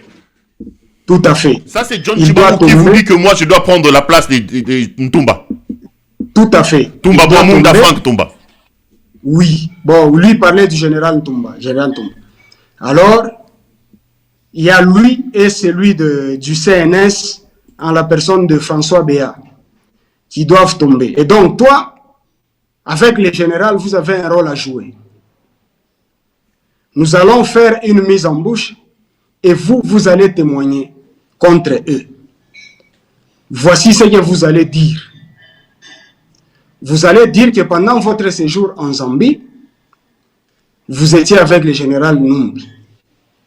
Et que le général Numbi recevait les ordres de l'ancien président Kabila, qu'il transmettait à son tour à François Béat, ainsi que au général Toumba de la maison militaire, pour renverser le régime de Kinshasa. Ça, c'est John Numbi. Ça, c'est John Tchibangu qui vous dit ça. C'est John Tchibangu. Ils sont à deux avec Jules Massou. Et ça, c'était une tâche très difficile pour moi. Comme je l'avais dit encore dans l'autre vidéo, que d'abord, je viens d'une famille chrétienne. On ne m'a jamais appris à témoigner faussement, surtout contre des gens que je ne connais pas. Ça, c'est la première des choses. La deuxième des choses, ma formation de juriste ne me permettait pas aussi de jouer à ces jeux, parce que je connais en droit les conséquences d'un faux témoignage. Ça, c'était aussi la chose qui m'avait motivé. Alors, je le dis, mais moi, en tout cas, il me sera difficile, parce que le général Ntumba dont vous parlez, je ne le connais même pas de vue. Même si on l'a mené ici aujourd'hui, je ne le connais pas. Alors, il me sera difficile de parler de quelqu'un que je ne connais pas. Le François Béat, c'est un grand nom dans ce pays. Me mettre en conflit avec ces gens-là en témoignant faussement contre eux, moi, je ne vois pas comment est-ce que je vais m'en sortir. Il y a aussi le nom de Kabila qui est cité dedans. Il y a le nom de général Numbi qui est cité dedans. Et moi, là, entrer dans un conflit pareil, je ne vois pas comment est-ce que je vais m'en sortir plus tard. Alors, ils m'ont dit, si tu le fais une semaine, dans une semaine, nous allons te ramener en Zambie, nous allons te restituer tes biens, et nous allons même te donner des fonds pour que tu repartes encore à nouveau. Mais si tu refuses, nous allons arrêter toute ta famille avec brutalité. Si tu refuses de le faire. Donc, alors tu as le choix. Là, c'est la première fois qu'ils vous disent ce pourquoi vous avez été enlevé. Il faut que vous témoigniez faussement contre Franck Ntumba. Il faut que vous témoigniez faussement contre comment il s'appelle, François Béat, qui était à ce moment-là conseiller spécial du président de la République, soit disant qu'ils étaient en train de préparer un coup d'État contre Tshisekedi. Tout à fait. Là, nous sommes au 7e jour de votre détention à l'ANR, c'est ça? Tout à fait. Donc, 6 jours après notre arrivée, c'est le 7e jour où on est en train de me poser ce genre de questions. Là, vous êtes seul. Vous n'avez pas vu le général Mounongo jusque-là? Non, là, je suis seul. Ok. Alors, à partir de ce moment-là, ils ont fait revenir les autres membres de la commission. Mais curieusement, c'est Jules Massoua qui en est le président de cette commission. Et que pour que quelqu'un prenne la parole, c'est Jules Massoua, en fait, qui distribue la parole. Mais c'est lui-même le président de la commission. Alors, il oriente ses questions vers ce qui m'a été demandé de faire. Mais moi, je disais toujours, en tout cas, ça, je ne connais pas. Là, on commence à vous poser des questions comme si c'était un exercice pour que vous vous mettiez dans le bain, quoi. Non, en fait, on pose maintenant des questions, c'est l'audition proprement. Donc, on vous pose la question, quoi. Vous connaissez John Numbi, vous connaissez le général... Ouais, comment vous vous êtes connu avec John Numbi en Zambie, vous faisiez quoi avec lui? Et pendant qu'il était là, quelles étaient ses conversations avec le Raïssi, avec le président Joseph Kabila, avec François Béat, avec le général Ntumba? Il orientait ces questions vers ce qui m'avait été mis en bouche. Je disais toujours que je ne connais pas. J'étais assis tout juste à côté de lui et chaque fois il mettait son pied sur mes pieds pour me faire signe, me rappeler à l'ordre. Mais moi aussi, comme il y avait les autres membres de la commission, malheureusement, je ne peux pas citer leur nom ici pour ne pas exposer les gens pour rien. Mais ils savent ce que je suis en train de dire. En ce moment-là, Tchibangu, lui, il était déjà sorti. Parce que quand ils ont fini, les autres membres de la commission sont rentrés. Tchibangu, lui, est parti. Et c'est maintenant Jules qui reste comme président de la commission pour diriger, au fait, l'interrogatoire. Et moi, je disais toujours, je ne connaissais pas. Ils ont tenté pendant plus de 4 jours. Ça ne marchait pas. C'est comme ça que nous sommes arrivés pratiquement le 27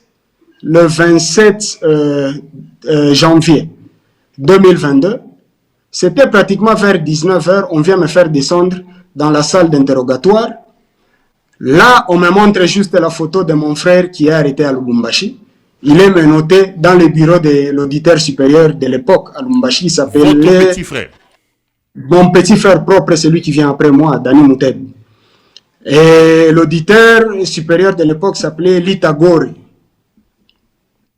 qui était à l'auditorat supérieur de Lubumbashi. C'est lui qui a arrêté mon jeune frère. Ils ont même pris des photos. Comment montrer? On m'a dit, nous t'avons promis d'arrêter toute ta famille avec brutalité. C'est Jules Massoua qui l'a fait. C'est Jules. Et à ce moment-là, John Tchibangu est là aussi pour vous montrer les photos. Non, là, John Chibango n'est pas là. Lui, il a déjà donné le go. Au fait, maintenant, c'est Jules qui continue à jouer le rôle de torture. Au fait, maintenant, on passe de la torture physique. Comme la torture physique n'a pas marché, on va maintenant à l'étape de la torture morale. Il pense qu'en inquiétant ma famille, je vais alors céder. J'ouvre une parenthèse, puisque vous parlez de votre jeune frère. À un moment donné, les réseaux sociaux en avaient parlé. Je crois que c'est votre maman ou quelque chose, quelqu'un comme ça qui est passé. C'est ma maman, ma défunte mère, qui est justement décédée à cause de tout cela. Paix à son âme. Je me rappelle que l'histoire était liée à un pasteur. On disait que le pasteur a trahi son mondimi. C'était ça? Bon, en fait, ça c'est d'après ce qui était raconté. Parce que d'après les informations à ma connaissance, c'est comment on m'a rapporté après, ils avaient arrêté le pasteur. C'est l'église où nous on priait. Quand ils ont arrêté le pasteur, je crois qu'il a fait 3 ou 4 jours au niveau de l'église. L'église s'appelait comment d'ailleurs? L'église s'appelait MRC, Ministère Règne de Christ. Et le pasteur qui a été arrêté? Parce que cette histoire a quand même fait parler les réseaux sociaux à son temps, hein? Bon, tout à fait. Le pasteur qui a été arrêté s'appelle le pasteur Abel Komba. Abel Komba, voilà. Il a été arrêté pendant 4 jours, d'après ce qui m'avait été rapporté après, à l'auditorat. Et quand il est arrêté par l'auditeur, nous étant fidèles de cette église, on l'a contraint. Aussi, ce n'était pas facile pour lui qui était torturé, à faire venir mon jeune frère. Alors que mon jeune frère était à Colosie. Le pasteur qu'on a accusé dans les réseaux sociaux d'avoir trahi votre jeune frère, lui aussi l'a fait sur contrainte. Ce n'était pas de sa volonté, on l'a contraint. Non. J'aimerais être clair avec ça. Ce n'était pas de sa volonté. Pero, ce n'est pas tout le monde qui peut supporter la torture. Ça, il faut le savoir. Même moi, à un certain moment, je me demandais d'où venait toute cette force pour résister à tout ce que j'ai vécu. En fait, je pense que c'est une grâce. Il était sous torture parce qu'il a été aussi arrêté pendant 3 ou 4 jours. Et on lui a contraint de faire venir mon frère qui travaillait à Colosie. Il n'avait pas de choix que de faire venir mon frère parce que en continuant à refuser, il serait aussi pris pour complice. Ça, il ne faudrait pas l'oublier. Donc, les pasteurs tels qu'on l'a vilipendé, parce que moi, je me rappelle qu'à un moment donné, cette affaire avait fait parler les réseaux sociaux. On a dit que les pasteurs étaient de l'ANR, qu'on utilisait le nom du pasteur pour Narokanga Bandi Minaye. Donc, vous, aujourd'hui, vous disculpez les pasteurs. Les pasteurs n'étaient pas complices dans cette affaire. Tout à fait. En tout cas, je refuse d'être complice du mal ou de porter encore un faux témoignage. Ça, en tout cas, je ne peux pas me mêler à ça. Il était aussi contraint, il était torturé, il a été arrêté. Et du coup, le fait pour lui de continuer à résister, ça pouvait faire de lui un complice d'une certaine manière. Il a été obligé de faire venir mon frère. C'est seulement quand mon frère est arrivé... En lui rapportant qu'il a eu une prophétie, que Dieu l'a convoqué, etc., etc. Bon, ça, moi, je me rappelle bien de cette histoire-là. Vous étiez en prison, mais moi, comme j'avais porté votre combat, votre histoire, j'avais quand même suivi ça. Ça, je me rappelle. Tout à fait. Alors ça, en tout cas, on ne m'a pas rapporté tout ça. Ce que je vous dis, c'est ce qui m'avait été rapporté, même par ma défunte mère. Et ensuite, quand mon frère arrive, c'est là qu'on va libérer le pasteur. On libère le pasteur, on garde mon frère. C'était le 20, je crois, entre le 27 ou le 28, si j'ai bonne mémoire. On me montre la photo de mon frère menotté et on me dit qu'on arrêterait toute la famille avec brutalité si je ne coopérais pas. En ce moment-là, en tout cas, j'étais vraiment irrité et j'ai directement dit ceci. Je leur ai dit, comme vous venez de faire ça, n'attendez plus rien de moi. Arrêtez tout le monde. À nos spectateurs, le fameux frère, hein, c'est les jeunes hommes ici que vous voyez. Là il est malade, mais menotté. À ce moment ici, il est en état d'arrestation. Hein. Quand on dit que ce régime, c'est un régime dictatorial, c'est un régime de tyran, vous voyez quelqu'un en état de soins, mais il est menotté. Est-ce que ça, c'est pas la torture? On va revenir sur cette photo pour effectivement montrer que... Les gens pensent peut-être que c'est un Regardez le bras, la main droite du côté là, donc vous allez vous rendre compte qu'effectivement, le jeune homme avec sa Bible à l'hôpital est menotté, donc voilà. Alors qu'il n'a rien fait, tout ça c'est pour vous mettre la pression, vous, d'accepter de témoigner contre François Béa et contre le général Bouamounda. Bien sûr, comme quoi ils étaient en contact avec le président Joseph Kabila et le général Numbi pour renverser le régime de Kinshasa. Et ça, quand je vois ça... Et qui concocte ça, c'est Jules Massoua et John Chibango. Chibango est là, je me loue aussi. Mais ils ont dit quand même le premier jour que c'était une mission de la présidence, que le président voulait se débarrasser des personnes autour de lui et que c'était la personne de François Béat ainsi que le général Toumba de la maison militaire. Votre frère est torturé aussi là-bas à Lubumbashi? Oui, comme vous le constatez d'ailleurs sur cette photo. Là, c'est déjà à l'hôpital, on se permet de faire ça. Et au cachot, est-ce que vous vous imaginez ce qui se passait?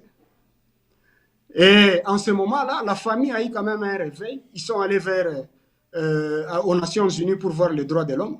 Le droit de l'homme a intervenu pour demander que mon frère soit jugé. Et mon frère a été jugé 1 année après et acquitté. Il a passé 1 année en prison aussi? 1 année en prison à Makala. Ce que je vous dis, c'est vérifiable. Les Nations Unies savent. Le département On l'a pris de Lubumbashi pour l'amener à Makala ici à Kinshasa? Non, il n'a pas été amené à Makala. Lui, il a fait Kassapa, à Lubumbashi. La prison de Kassapa. Alors, quand on et son seul péché, c'est le fait d'être le petit frère d'Igor Moutem qui refuse de faire un faux témoignage. Okay. Tout à fait.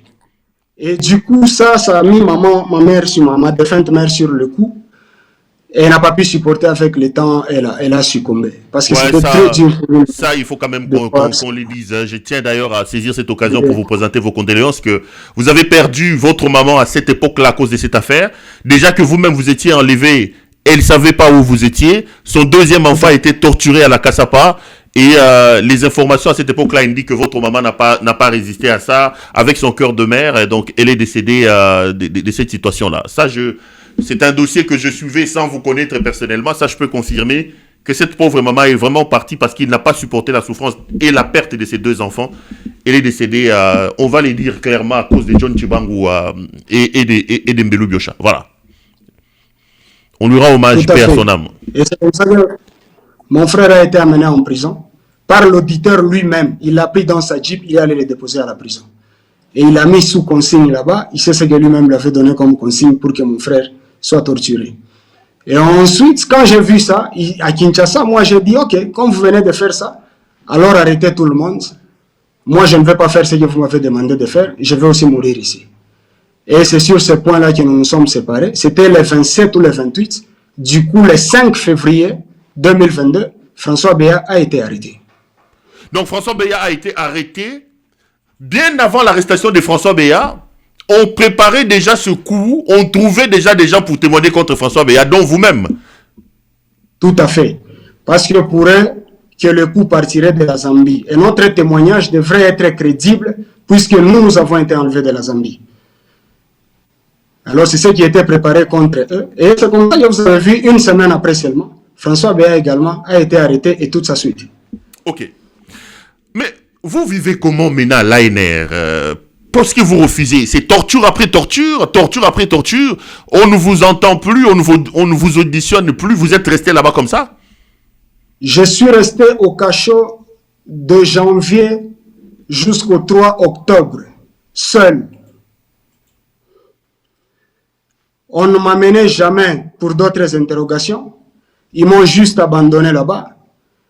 Et comme il n'y a pas assez de nourriture là-bas, on te donne les riz blancs. Ils sont à 16 plus grillés qu'on met dessus, alors que moi je ne prends pas les Saint-Charles. Du coup, je ne mangeais que les riz blancs et j'avais un cœur chaud à tout moment. Donc c'était vraiment, vraiment très compliqué. Jusqu'à ce qu'ils ont vu que j'ai résisté. Et on a fait venir un médecin là-bas qui m'a aussi donné des médicaments. Tous les médicaments que vous avez vus là-bas, vous voyez, il y a même les médicaments qu'on donne aux tuberculeux. Alors, moi, je ne suis pas de tuberculose. Donc, tous ces médicaments m'étaient administrés tout simplement pour m'éliminer. Mais maintenant, vous réussissez à filmer comment? Parce que ça aussi, c'est la question. Comment vous avez pu avoir un téléphone et comment vous avez pu filmer la vidéo qu'on vient de regarder? Parce que je rappelle, je vais vous raconter une anecdote par rapport à cette vidéo. Je suis en exil, moi, en Zambie, en Tanzanie. Lorsque, déjà à ce moment-là, je suis en situation, en totale discorde avec le Tshisekedi, lorsque cette vidéo-là arrive, parce que j'ai commencé déjà à faire des bruits autour de vous, je me suis permis d'envoyer la vidéo à la première dame, Denise Nyakero. J'ai pris la vidéo dont question ici, je le lui ai envoyé pour lui dire que c'était incorrect ce qui s'est passé. Elle m'a répondu, on s'est appelé, on a parlé. Je ne vais pas entrer en profondeur, mais montrer un peu la vidéo. Je vous confirme, Igor, qu'à ce moment ici, j'ai parlé déjà longuement de vous. Cette vidéo, quand c'est sorti, avec tous les bruits que la vidéo avait fait sur les réseaux sociaux, j'avais pris la vidéo, j'avais envoyé à Denise Niakeru avec une demande pour lui dire c'est inacceptable et ça.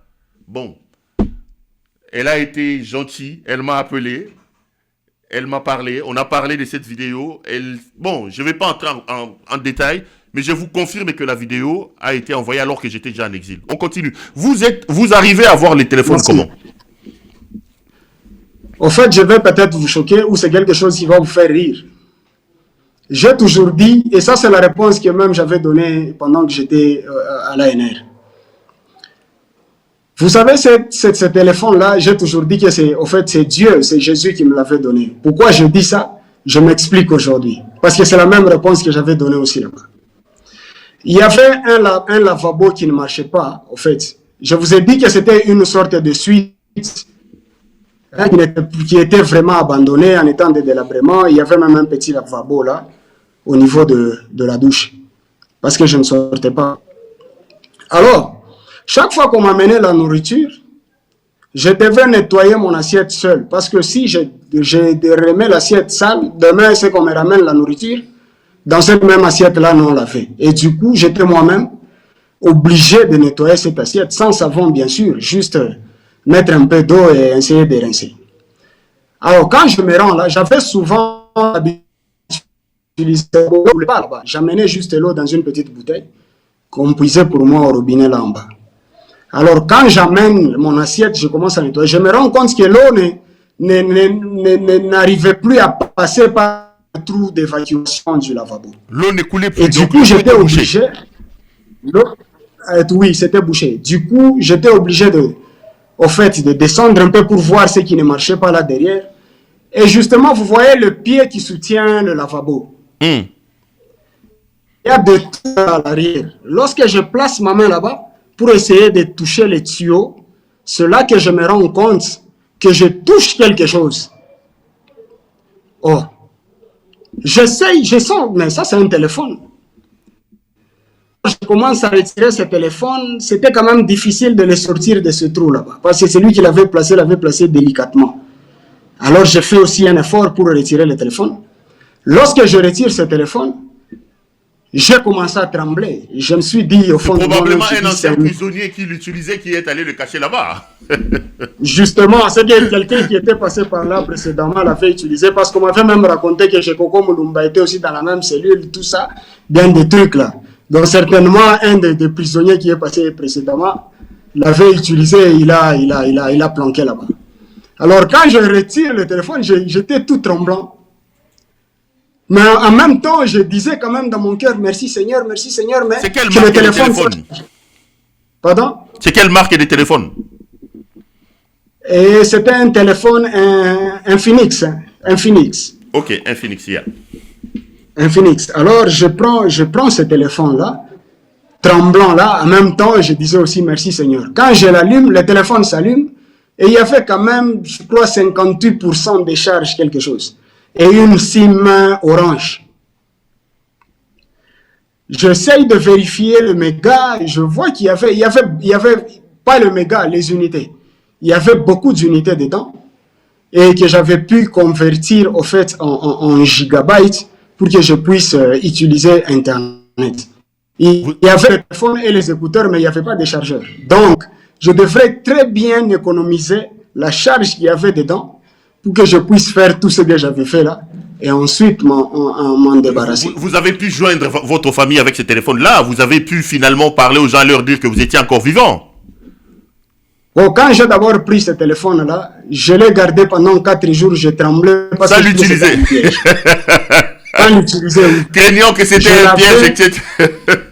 Oui, mais je me disais certainement que ces gens m'ont piégé. Ils veulent que je puisse toucher à ce téléphone pour qu'ils puissent encore me créer des histoires. J'ai déjà assez souffert ici. Tout ça, alors je ne l'utilisais pas. Mais chaque matin, je revenais vers le lavabo pour vérifier si le téléphone était encore là. Alors, c'est le 4e jour où j'ai pris quand même la décision d'appeler le numéro que j'avais en tête, Bien sûr, la première personne que j'avais appelée à l'époque, c'était ma défunte mère. Elle était vraiment surprise. Elle m'a dit, mais non, comment tu as eu ce téléphone? On t'a autorisé. Mais non, c'est quoi? Elle voulait savoir beaucoup de choses. Alors moi, je lui ai dit, non, non, non, pour l'instant, ne me pose pas trop de questions. Donne-moi seulement le numéro d'un oncle là. Je ne peux pas le citer ici pour le protéger. Alors, elle a dit, ok, je vais faire un effort. J'ai dit, vous ne m'appelez pas, n'osez même pas. Attendez, explique-nous. Je dis, je vous expliquerai plus tard. Vous envoyez-moi seulement le numéro là que je suis en train de vous demander. Alors quand on m'envoie ce numéro, c'est comme ça que je vais parler avec l'oncle. Je l'explique, tout ça, tout ça.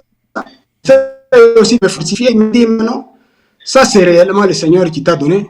Il faut l'exploiter parce que ça va t'aider.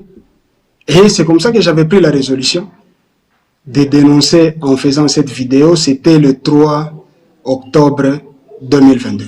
Donc, arrêtez au mois de janvier, la vidéo est tournée au mois d'octobre. Vous réussissez à tourner la vidéo et à diffuser. Probablement qu'ils ont suivi ça dans les réseaux sociaux. Moi, je vous dis que moi, j'en ai discuté longuement avec la première dame Denise Nyakeru parce que je le lui ai envoyé. À cette époque-là, moi, je venais de fuir John Chibangu qui m'avait traqué en Zambie et que j'étais en Tanzanie. Je venais d'arriver en Tanzanie d'ailleurs. J'ai fait un peu de Namibie aussi, je suis passé par la Tanzanie à ce moment-là. Et quand j'ai vu la vidéo, puisque je parlais déjà de vous, j'avais envoyé ça à la première dame. Je suis sûr qu'eux aussi, ils ont suivi ces images. Qu'est-ce qui s'est passé après la diffusion de ces images? Pero, ça a failli me coûter la vie. Ces jours-là, c'était le mauvais jour, en fait. Donc, plus pire que tout ce que j'avais vécu en ce moment-là. Je vous dis, on a amené 12 personnes. C'était dans les avant-midi, hein, pratiquement vers 11 heures. Bon, on sait lire les temps à partir du soleil. Ils sont venus, ils avaient tous des masques. On ne pouvait pas voir leur visage. Dans l'état où j'étais, ces gens m'ont ligoté. Pero j'avais été fouetté à mort. Parce qu'ils voulaient à tout prix que je leur dise qui avait amené ce téléphone là-bas. Tellement j'étais vraiment très sûr de mourir. Et à un certain moment, je ne ressentais même plus le douleur. C'est comme si je commençais à perdre les repères même. Ils ont récupéré les téléphones. Vous leur avez donné le téléphone? Non, non, non, non, non, non, non. Ils n'ont jamais récupéré ce téléphone parce que je l'ai fait broyer, je l'ai mis dans les toilettes là-bas. Après votre vidéo, vous avez jeté les téléphones? Après ma vidéo, je l'avais détruit et puis je l'ai jeté dans les toilettes là-bas. Alors, il voulait à tout prix, et moi je disais toujours, c'est Jésus qui m'a donné ce téléphone. Quelqu'un de la présidence là même a dit, est-ce que ce monsieur est encore normal? On dirait qu'il est devenu fou. Vous ne trouvez pas, il faut le laisser. Et ils disent, non, il fait exprès, il faut le tabasser. Donc j'avais été fouetté comme pas possible. Et ce jour-là, je disais toujours, c'est Jésus qui m'a donné. L'histoire que je te raconte aujourd'hui, de là où j'avais trouvé le téléphone, je ne l'avais jamais raconté à l'ANR. C'est toi la première personne qui me fait sortir ces choses. Je disais toujours, c'est Jésus qui me l'a donné. Ok, on comprend bien. C'est Jésus qui t'a donné ce téléphone-là. Mais je dis non, mais quand j'ai fini de tourner la vidéo, Jésus est venu reprendre le téléphone. Oh là là. Ça, je le mettais davantage en colère. Jésus a repris son téléphone après le tournage de la vidéo. Oui. Et j'étais tabassé.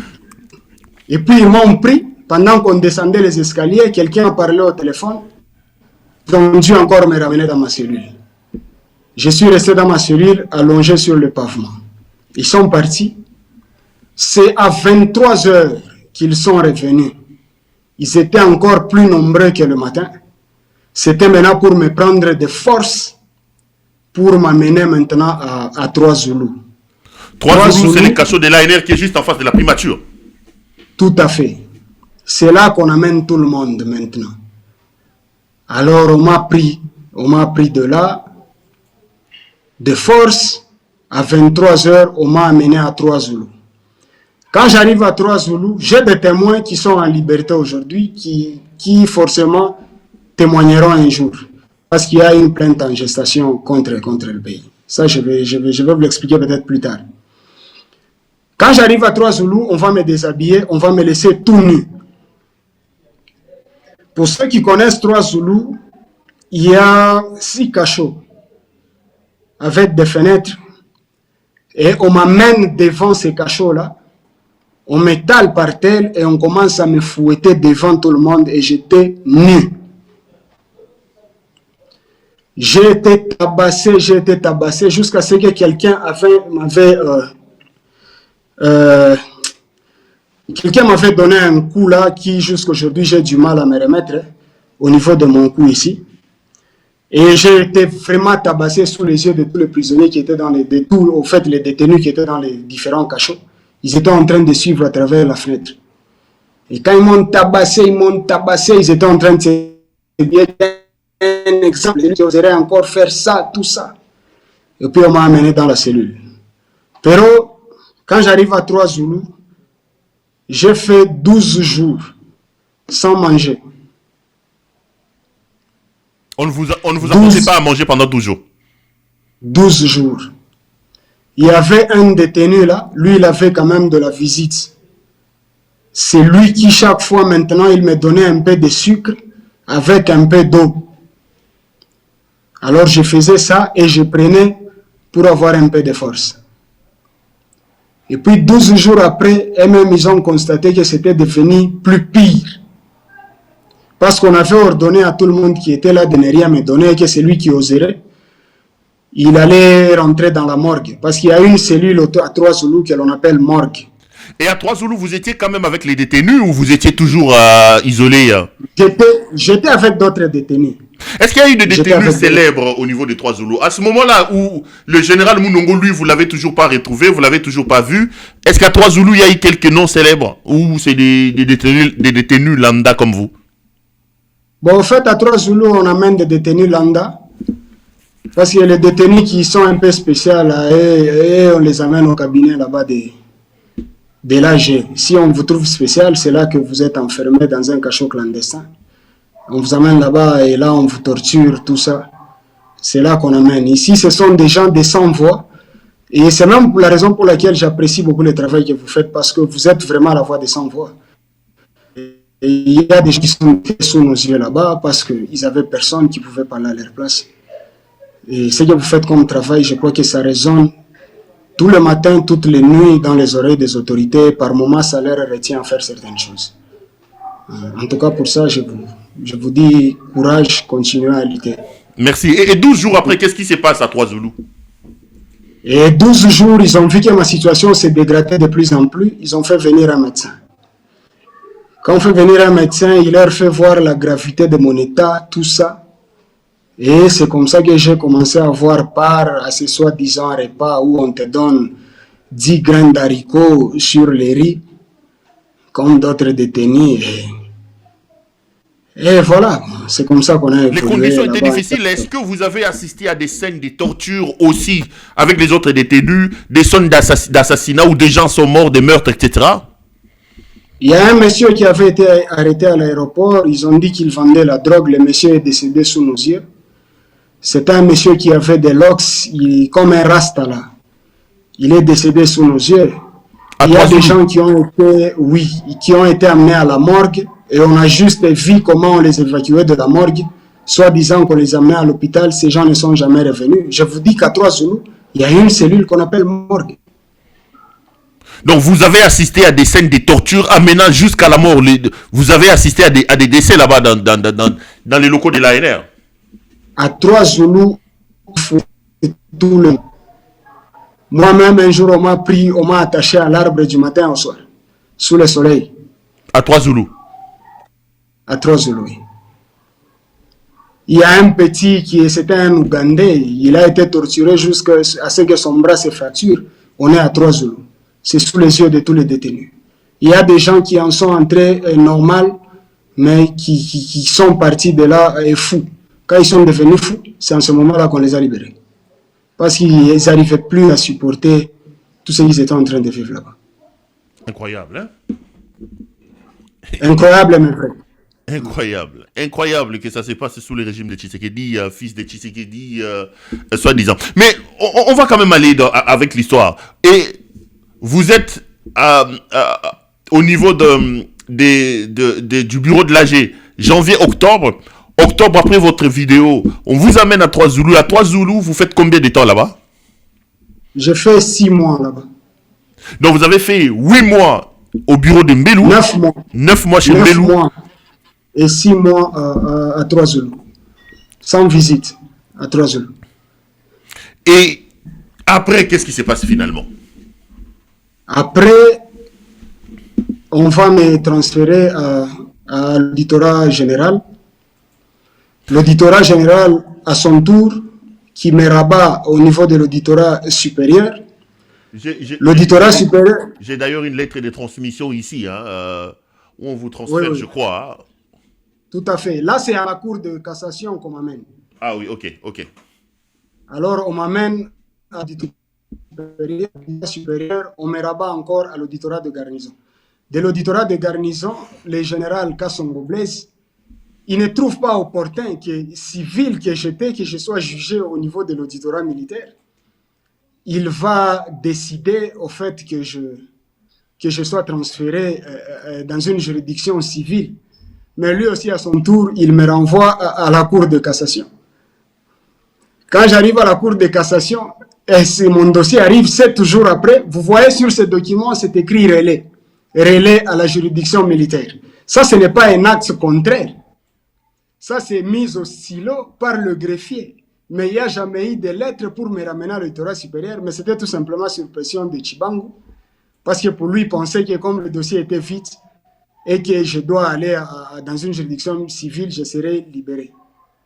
Et du coup, il a préféré qu'on me ramène à l'auditorat. Et c'est comme ça qu'il a fait pression sur le général Kassongo Blaise. Il appelle, c'est un appel téléphonique. Je vois le greffier qui me fait venir. Non, le général Kassongo Blaise vient d'appeler pour qu'on te ramène seulement à la juridiction militaire parce qu'il y a eu une très grande pression de la part de Chibangu qui dit que vous êtes un détenu de la présidence, que lui, il n'avait pas à s'y mixer, des choses comme ça. C'est comme ça que je suis resté à l'auditorat. Mais il y a une chose que je voulais épingler ici. Tout le temps que j'ai vécu dans les cachots là à Trois-Zoulous, c'est-à-dire à 98%, c'était les Swahiliphones. C'était des gens qui venaient de l'Est et du Katanga. Ah, donc la plupart des détenus que vous avez, avec lesquels vous étiez, c'était les Swahiliphones, quoi. Tout à fait, à 98% de temps, on parlait de ce qui les irritait aussi, grave. Donc quand on dit que Tshisekedi fait la chasse aux Swahiliphones, vous, avec votre expérience, vous dites que c'est un homme qui a une haine contre le Swahiliphone et que visiblement, ce sont les Swahiliphones qui remplissent les cachots de service. Mais je vais vous le démontrer. Il y a un certain monsieur. Je préfère parler parce que ils avaient été aussi enlevés au Kenya, en Nairobi. Toujours pas le fameux général John Chibangu. Ils ont été enlevés de là, un certain monsieur Katembo et le général Konga Kanapé. À ce jour, ils sont à la DEMIAP. Ils ont passé avec moi tout le temps à l'ANR, mais maintenant ils sont à la DEMIAP. Ils n'ont jamais été amenés dans une juridiction quelconque pour être jugés. Il n'y a pas que eux, il y a plusieurs personnes. Il y a le colonel Yous, le major Florent, qui sont aujourd'hui Est-ce que le colonel Yous, si vous l'avez aussi rencontré à l'ANR? Lui, au fait...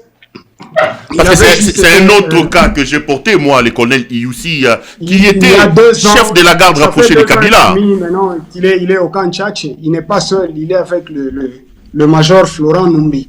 Ils sont au camp Tchatchi. Et tous ces gens-là, c'est toujours les Swahiliphones. Il y a aujourd'hui, j'ai vécu en prison un moment donné avec le général Yaf, qui n'a jamais été jugé. Il y a le général Djadjidja, qui est là sans procès, il est en train de croupir, alors que j'ai même eu accès à un document là qui avait été fait par les experts des Nations Unies, où ils ont dit que dans sa parcelle, même un fœtus n'avait jamais été enterré. C'est les rapports provenant des Nations Unies, j'ai lu ça.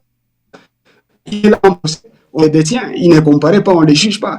Donc il y a tant de Swahiliphones comme ça. Il y a le cas le plus emblématique, le pasteur Ngoy Mulunda, qui a vécu le même cas que moi. Et ici, j'aimerais même profiter de votre micro pour interpeller les Nations Unies. On ne sait pas. Tshisekedi aujourd'hui a réussi à infiltrer même le système des Nations Unies, Pérou. On ne sait pas ce qui se passe avec Mme Bintou Keïta. Mme Bintou Keïta doit savoir qu'au-delà d'être ici, au fait, pour la stabilisation ou le maintien de la paix en République démocratique du Congo, elle est aussi la représentante du secrétaire général des Nations Unies. Mais à un certain moment, il y a une complaisance comme pas possible. Je vais vous faire bientôt une révélation de ce qui s'est passé à Makala lors du carnage. Et là, je vais encore interpeller les Nations Unies. Revenons parce que alors. moi-même, Alors, je peux y aller. on peut aller. On vous renvoie finalement, vous quittez 3 Zoulous pour où? Pour Makala ou pour Ndolo? Je quitte 3 Zoulous pour l'auditorat où j'ai passé 4 jours. Et puis de l'auditorat vers la prison de Makala. Est-ce que vous avez été jugé? Est-ce qu'un procès a été organisé contre vous? Finalement, vous arrivez à Makala quand? J'arrive à Makala, c'était le 14 avril 2023. Après avoir passé plus d'une année. Non, je m'excuse. Le 14 avril, on m'amène à l'auditorat.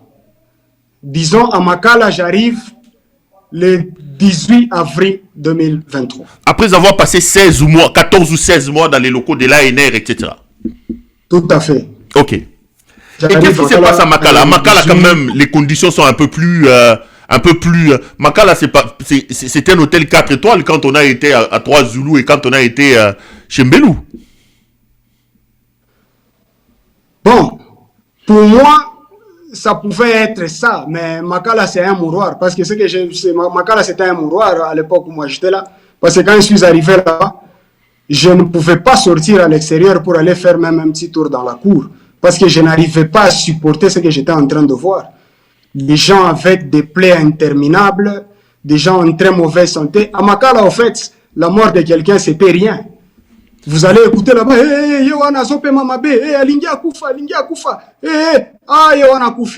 et puis on prend le corps. Donc c'était devenu normal, c'est comme un jeu. Et au Donc début, à Makala, vous avez aussi assisté comme ça. On dit que c'est un mouroir. Tout le jour, c'est 10, 14 personnes qui meurent. J'ai reçu Mike Moukeba ici qui m'a dit que pour lui, c'est pas moins de 15 personnes qui décèdent tout le jour à Makala de suite des mauvais traitements et surtout de la mauvaise incarcération. Vous y étiez, est-ce que vous confirmez? Mais bien sûr, j'étais avec lui. L'honorable Moukeba, il sait de quoi je suis en train de parler maintenant. Et les gens mouraient asphyxiés à cause de la chaleur. Quelqu'un qui meurt parce qu'il n'a pas su bien respirer et il décède. Et c'était tout le jour comme ça. Il y a des gens qui manquaient où dormir. Je crois que vous avez vu les images lors du carnage, les images qui ont sillonné. Mais chose grave, pendant que je suis en train de parler des Nations Unies, je ne comprends pas pourquoi le département des droits de l'homme aux Nations Unies n'a jamais organisé une enquête après le carnage qui s'est passé à Makala. Vous étiez lors de ce carnage-là. Le gouvernement nous a parlé des 167 ou 180 morts, quelque chose comme ça. Kabound nous a dit, dans une interview sur RFI, qu'il y avait plus de 2000, à peu près 2000 morts. Vous étiez à Makala. Qu'est-ce qui s'est passé pour ce carnage-là? Et qu'est-ce que vous avez vu? Je le confirme, il y avait des morts par milliers. Et de tous ceux qui ont été abattus, il n'y a aucun détenu qui avait été abattu en dehors du périmètre de sécurité de la prison centrale de Makala. Tous les détenus qui ont été abattus, c'est dans l'enceinte. Tout impuissants qu'ils étaient, mais les militaires se sont permis de tirer sur les détenus comme si nous étions en guerre. Et il y a eu de morts par milliers. Maintenant, aujourd'hui, je vais vous faire une très grande révélation qui va choquer le monde. Lorsqu'ils ont commencé à évacuer le corps, ils n'ont pas eu la possibilité d'évacuer tous les corps parce qu'il y en avait assez. Et ce qu'ils ont fait, ils nous ont enfermés pendant une semaine où on n'avait pas accès ni à l'eau, ni à manger, et parce qu'il n'y avait même pas du courant. Nous sommes restés enfermés dans nos cellules, et pendant ce temps-là, ils en ont profité. Corps qui n'arrivaient à évacuer, ce qu'ils ont fait, ils ont mis ce corps-là sous les ordures qui sont derrière le pavillon 11. Derrière le pavillon 11 de Makala. Derrière le pavillon 11 de Makala, c'est là qu'il y a les ordures de toute la prison et de plusieurs années. Il y a des remblais et des remblais. Donc il y a des poubelles, des montagnes de poubelles là-bas. Tout à fait, comme des maisons. Et ils ont pris certains corps qu'ils ont mis sous ces ordures, sous ces immondices. Et ce qui se passe plus tard, c'est que quand le nouveau directeur arrive, il voulait quand même changer les choses, assainir la prison. On a fait venir des camions pour que l'on commence à évacuer ces états d'immondices. Du coup, quand on commence à retirer la saleté, il y a 12 sacs des ossements de prisonniers qui sont sortis de ces immondices. Et ils ne pouvaient plus continuer, c'est comme ça qu'ils ont arrêté. Parce qu'ils ne voulaient pas que ça puisse maintenant éclater, vu qu'il y avait aussi quelques prisonniers qui étaient là pour les aider. Et c'est comme ça qu'ils ont suspendu l'évacuation de ces immondices.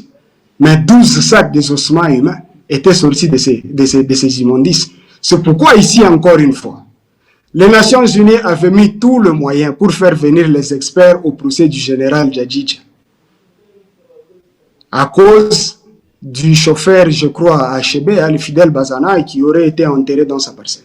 Mais pourquoi les Nations Unies, après ce qui s'est passé à Makala, on ne peut pas faire venir des experts pour une enquête indépendante au niveau de la prison centrale de Makala pour voir le crime qui a été commis par le régime de M. Chilombo. Ça, c'est ce qui est vraiment incompréhensible, Péro. Je vais t'expliquer quelque chose. Moi-même, lorsque je suis libéré, Chibangu fait la pression qu'on me ramène. Peut-être on va y arriver. Je me suis donné la peine de fuir vers les installations de on va parler, on tend petit à petit vers ces niveaux-là. Mais quand vous arrivez à Makala, finalement, votre procès s'ouvre. Ils organisent un procès bidon. Ils organisent un procès bidon. Vous avez vu tous ces documents que je vous ai envoyés. Contradiction sur contradiction. Lorsque vous lisez ma décision de renvoi, il est dit que j'ai été arrêté à Lubumbashi à une date incertaine. C'est ce qui est dit dans la décision de renvoi. Je suis arrêté à Lubumbashi à une date incertaine, où j'étais en train de faire des barricades en voulant détruire les édifices au fait de l'État, tout ça, un tas de choses, atteinte à la sûreté de l'État, tout ça, mais sans preuve. Il n'y a même pas de déduit, il n'y a pas de détenu, il n'y a aucune preuve matérielle pouvant justifier tout ce dont on m'accusait là. Alors que moi, j'ai été enlevé de la Zambie, mais la décision de renvoi renseigne que j'ai été arrêté à Lubumbashi, mais à une date incertaine.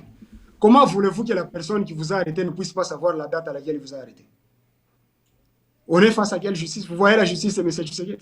Et là, vous êtes poursuivi pour quoi? Mouvement insurrectionnel ou quoi? Oui, fini, je suis poursuivi pour participation à un mouvement insurrectionnel. Or, à ma connaissance, l'infraction de participation à un mouvement insurrectionnel, c'est une infraction collective. Mais est-ce que lorsque vous lisez la décision de renvoi, vous me voyez être associé à quelqu'un d'autre? Et si oui, alors où sont ces gens-là?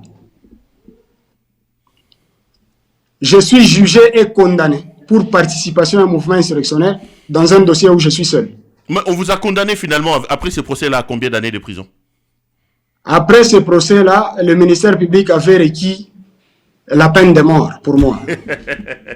C'est un ministère public. C'est un procès qui s'est tenu en chambre foraine à la prison de Makala. Tout à fait. Il a requis pour moi la peine de mort. Mais Péro, je te dis, c'était quand même ridicule parce que même la composition était scandalisée. La peine de mort, sans preuve, sans quoi. C'est comme ça qu'on est arrivé à 5 ans de prison. Vous avez été condamné à 5 ans de prison? J'ai été condamné à 5 ans de prison pour participation à un mouvement insurrectionnel. Ok. Et à Makala, vous faites combien de temps? À Makala, je suis là au fait du 18 avril 2023 jusqu'au 10 avril, jusqu'au 10 avril 2025. Donc, tout compte fait, vous avez fait quand même, quoi, 4 ans, 4 et demi en prison, comme ça? Presque 4 ans, oui. Mais vous sortez comment finalement? Est-ce que vous réussissez à vous échapper? Qu'est-ce qui s'est passé pour qu'on parle aujourd'hui? Non, mais Dieu est juste. Je ne sais pas par quelle magie mon nom s'est retrouvé sur les gens qui devraient bénéficier de la libération conditionnelle. Je vous ai même donné la fiche de libération. Je voulais vous l'avais envoyé. Et le jour où, au fait, cette liste-là arrive, c'était l'arrêté du ministre Constant Moutamba. C'est Moutamba qui, quand il a commencé son histoire de désengorgement de la prison, là. Tout à fait. Au fait, avant que je ne vous parle de ma libération, j'aimerais revenir sur quelque chose. C'était quoi l'objectif du désengorgement? Le désengorgement, ce n'était pas de bonne foi que Moutamba avait fait cela. c'était juste pour dissimuler les morts. Parce que le ministre de l'Intérieur, Chabani Louko, avait parlé de 129 morts, alors qu'il y a eu des morts par milliers et pas moins de 2000, nous l'avons vécu. Et comme les familles qui venaient à la prison ne parvenaient pas à retrouver les détenus, on les a demandé d'aller vérifier à la morgue. Arrivé également à la morgue, il y a beaucoup de gens qui n'ont pas retrouvé le corps de certains détenus. Alors, pour dissimuler les morts, ils ont maintenant été obligés de désengorger la prison. Parce que tous ceux qui étaient morts et que les corps avaient été amenés je ne sais où, et les corps qui avaient été mis sous les ordures derrière le pavillon 11, on a pris leur nom, on a mis comme si eux également étaient sortis par la libération conditionnelle. Au-delà de ça, ça ne tenait pas toujours. Ils ont encore été obligés. C'est comme ça que vous avez vu un jour les images où les portes de la prison étaient ouvertes et les gens ont pris en masse. C'était pendant 10 ou 15 minutes et puis on a fermé. Donc cette histoire-là, où on disait qu'on voulait désengorger les prisons, c'était en fait une manière de pouvoir camoufler de dissimuler les morts. Et lorsque Moutamba a laissé le portail de la prison ouvert, les gens sont partis. Et du coup, cela voudrait tout simplement dire que si vous allez à la morgue, vous ne retrouvez pas le corps du détenu dont vous cherchez, ou si le détenu n'est plus en prison, c'est qu'il a disparu, il est dans la nature, il s'est évadé, et par conséquent, il est considéré comme un fugitif. C'est ce qui a été fait pour dissimuler les morts à la prison de Makala. Bien triste. Mais vous sortez comment alors? Alors, quand mon nom se trouve sur cette liste de libération conditionnelle, la liste arrive, c'était dans les après-midi vers pratiquement 16 heures. Il y avait 9 personnes sur cette liste, dont j'étais l'unique. Il y avait 2 noms de la juridiction militaire. Tous les autres étaient de la juridiction. Mais l'autre là de la juridiction militaire, lui n'était pas à Makala, il était en Ndolo. Donc à Makala, j'étais seul sur cette liste j'étais seul de la juridiction militaire sur cette liste-là qui avait été sur cet arrêté. Du coup, quand cela arrive, on va libérer les autres, mais moi on me retient. On libère les personnes avec lesquelles vous étiez sur la liste. Oui, et on les libère tout de suite, mais moi on me retient, on dit non, toi comme tu es de la juridiction militaire, nous devons d'abord appeler l'auditeur général pour savoir s'il va autoriser que tu partes avec l'arrêté du ministre. Nous avons discuté et enfin j'ai vu que ça ne servait à rien. Je suis rentré ce jour-là, j'ai passé une nuit encore à la prison. Une nuit de trop à la prison alors que mon nom s'est trouvé sur l'arrêté. On a appelé l'auditeur général Likouli à ce jour-là, on ne l'a pas eu. On l'a appelé, on ne l'a pas eu. Alors le matin, quand moi je reviens pour poser la question, je dis mais c'est comment? Le ministre a déjà signé l'arrêté, laissez-moi aussi partir comme tous les autres détenus. Non, toi on doit seulement appeler l'auditeur qui nous donne l'autorisation, l'auditeur général. Ok, d'accord, vous l'appelez. On appelle encore l'auditeur, il ne prenait pas, il ne répondait pas, il ne raccrochait pas. Il ne décrochait pas plutôt. Et du coup, moi aussi, j'ai commencé à monter la voix. Je disais, mais c'est pas possible, tout ça. Je faisais du bruit là-bas. Bon, il y a eu quand même certaines personnes de bonne volonté, comme on n'a pas qu'il y a des ennemis, qui ont dit, mais non, il faut les laisser partir. Le ministre a déjà signé l'arrêté, il faut les laisser. Toi, vous gardez seulement cet arrêté, c'est ça la justification. Et du coup, on a rempli ma fiche de libération. Et c'est comme ça que je suis sorti. J'arrive à la maison. Dans ma tête, il était question que je me repose un peu, que je descende à Lubumbashi pour voir où ma mère avait été enterrée. Mais j'ai juste passé une nuit à la maison et le matin, je reçois un coup de fil. Tu es où? C'était vers 6 heures. J'ai dit, je suis à la maison, mais je n'arrive pas à dormir parce que je n'en reviens pas. On me dit, là où tu es, que tu sois en babouche, en culotte ou quoi que ce soit, ne rentre plus dans la maison, disparaît. Parce que l'ordre a été donné de te retrouver. Toi, il ne fallait pas que tu sortes, il faut qu'on te ramène. L'auditeur est resté 24 heures seulement après votre sortie. Même pas 24 heures, parce que j'arrive à la maison aux alentours de 14 heures. Et c'est à 6 heures que je reçois l'appel. Et effectivement, je ne suis plus rentré, j'ai disparu vers Pakadjoumara, de Pakadjouma, et puis bon, j'ai disparu à Kinshasa. Mais vous rapportez quand même que vous avez eu pendant votre fut une expérience amère parce que vous avez tenté de vous réfugier à la MONUSCO. Bien sûr, quand je quitte la maison, la destination que je prends, c'est la MONUSCO. Je vais à UTEX, aux droits de l'homme des Nations Unies. Malheureusement, quand j'arrive à UTEX là-bas, on va me confier entre les mains d'une certaine dame qui s'appelle Rebecca Mwambaye. C'est plus tard que je vais apprendre qu'elle est la cousine à Lajembelou, donc l'administrateur qui m'a fait arrêter à l'époque. Je comprends même pourquoi les Nations Unies n'étaient pas vraiment efficaces dans mon dossier. Donc c'est cette dame-là, à cause de ses affinités, je ne sais pas, tribales, elle était en train de geler avec mon dossier. Alors quand j'arrive, c'est auprès d'elle qu'on me confie, parce que c'était l'équipe de monitoring que les Nations Unies avaient chargée pour suivre mon cas. Et cette dame, elle s'appelle Rebecca Mwambaye.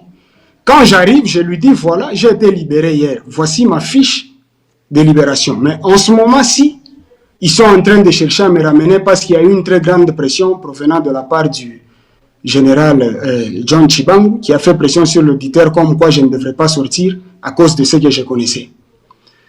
Et on a même arrêté le directeur de la prison du côté quartier militaire. Parce qu'il y a les civils, il y a aussi les militaires. Il a été arrêté à l'auditorat militaire. J'ai demandé juste à la dame. Alors la dame m'a dit non, il n'y aura rien, tu peux simplement rentrer, tu vois, tu as ta fiche de libération. Je dis non, madame, vous avez vu ce qui s'est passé avec le général. Vous avez vu, il a été libéré et puis il a été repris. Moi aussi, je suis presque dans les mêmes cas. Voilà, vous pouvez m'accompagner juste ou me garder ici pendant quelques temps pour ma sécurité, le temps que vous puissiez aussi vérifier si ce que je vous donne comme information s'avère vrai. La dame n'a même pas voulu m'écouter, elle m'a juste demandé de quitter leurs installations. Donc vous voulez dire qu'aujourd'hui, Tshisekedi a aussi infiltré et même corrompu les droits de l'homme des Nations Unies? Tshisekedi a même infiltré le système des Nations Unies, ce que nous n'arrivons pas à comprendre. C'est pourquoi je suis en train d'interpeller Mme Bintou Keïta. Prenez simplement le cas du pasteur Ngoï Mulunda. Il était détenteur d'un titre de réfugié en Zambie. Mais aujourd'hui, personne ne sait où il est. On ne sait même pas s'il est en vie ou pas. Mais les Nations Unies est silencieux. Est silencieuse plutôt. Donc on n'arrive pas à comprendre. Qu'est-ce qui se passe? Donc ce qui est dit corrompt maintenant même les Nations Unies, nous ne savons pas.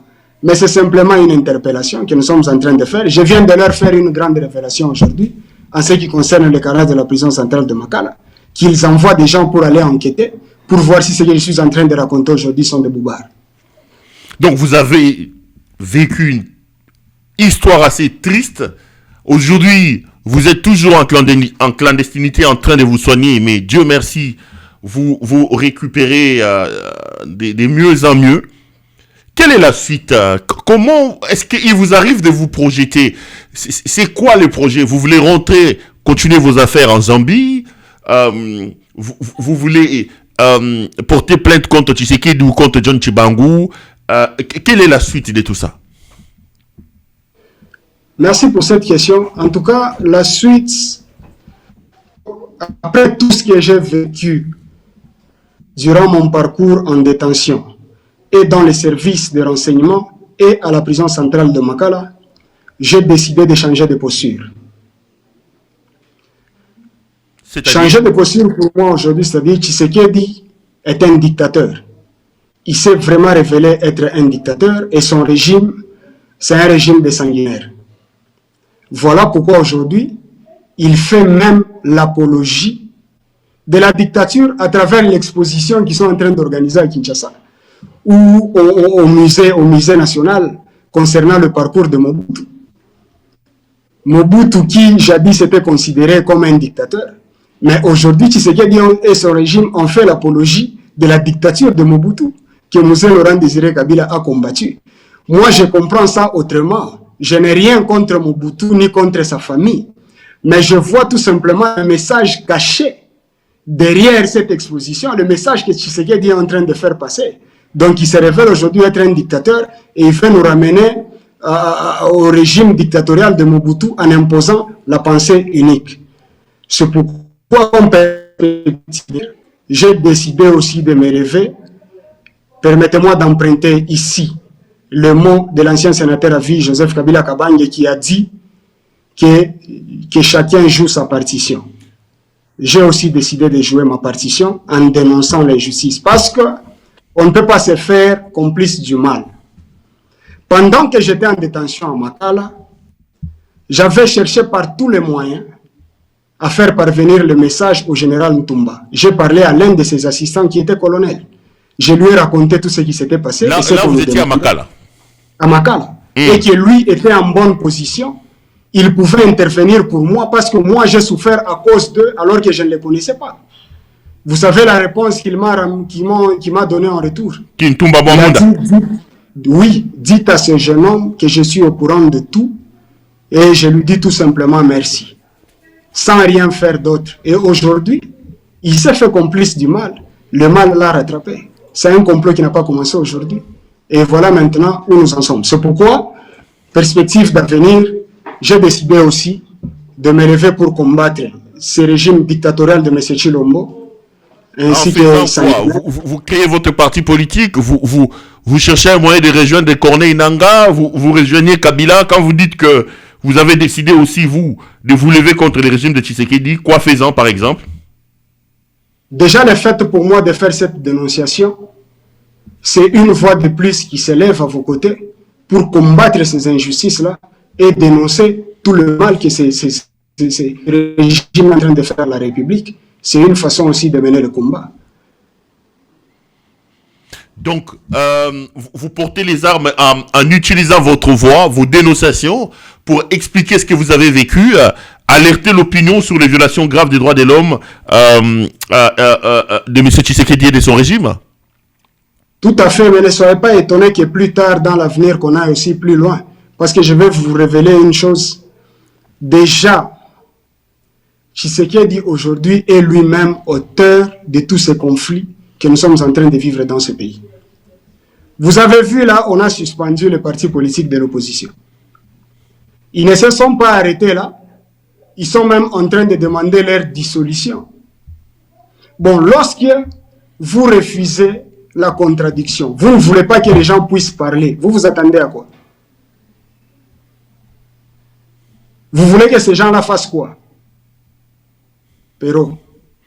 C'est-à-dire, soyez clairs, je sens plutôt une sorte de colère qui risque de vous amener à créer une rébellion. Vous voulez devenir un Mobondo, vous voulez aller avec la FCM 23 soutenue par le Rwanda?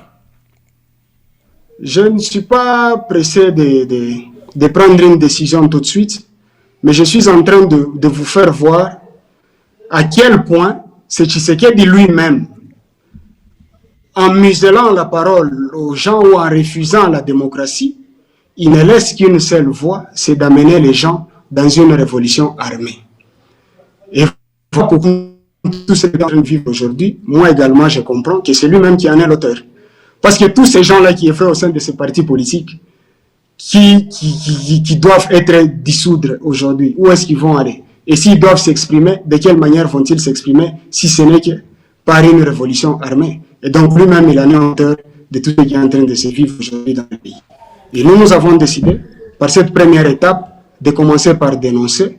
Tout ce que nous voulons, c'est le bien-être de notre pays. Chasser d'abord M. Chilombo, ainsi que son régime sanguinaire. Et ensuite, les Congolais raisonnables vont s'asseoir autour d'une même table pour réfléchir de ce que sera l'avenir de notre pays. Vous avez appris que John Tshibangou, votre bourreau, et même Jules Massoua sont aux arrêts. John Tshibangou a été arrêté. Jules Massoua, je crois que c'était bien avant que lui. Ça vous satisfait? Vous êtes heureux de constater que qu'ils vivent et qu'ils passent par là où vous êtes passé vous-même aussi? Je ne suis pas du tout satisfait parce que ce n'est pas à cause de mon dossier qu'ils sont arrêtés. Je ne sais même pas pourquoi ils sont arrêtés. Je ne sais pas pourquoi ils sont là. Et moi, je serai satisfait le jour où, au fait, on va me rendre justice. Et d'ailleurs, pour votre information, mes avocats s'y attellent déjà. Il y a une plainte en gestation sur le plan international, ce sera à Genève, où je vais astreindre la République démocratique du Congo ainsi que la Zambie en justice pour complicité. J'assume ce que je suis en train de dire, parce que pendant que je suis en train de parler, j'avais demandé que l'on fasse venir l'ambassadeur zambien, qu'il vienne dire comment un résident en Zambie se retrouvent enlevés de la Zambie sans passer par un service quelconque et se retrouvent directement à Kinshasa en train de comparaître. L'ambassadeur n'est jamais venu répondre à cette invitation. Nous sommes allés même plus loin, nous avons écrit au président zambien. Il ne nous dira pas qu'il n'avait pas reçu cette lettre, parce que cette lettre lui a été expédiée via la poste aux États-Unis. On nous a même donné le tracking number qui avait été remis à mes avocats pour la traçabilité de cette lettre. Même le jour où la lettre est arrivée à la présidence zambienne, nous avons su, à travers la traçabilité, par le tracking number, que la lettre avait été bel et bien réceptionnée. Mais le président zambien ne s'est jamais manifesté, ce qui prouve une grande complicité dans tout ce que ce régime a fait comme enlèvement au niveau de la Zambie. Et voilà, c'est ce jour-là que je serai satisfait. Igor Mouteb, comme je l'ai dit, votre témoignage est tellement poignant, ça fait mal, mais bon, je vous dis grand merci parce que ça nous permet quand même de mettre la lumière sur tous les dégâts qui se passent au Congo. Il y a beaucoup de nos compatriotes qui vivent encore des situations comme la vôtre, qui sont à l'ANR, à l'ADEMIAP, qui sont dans des cachots privés.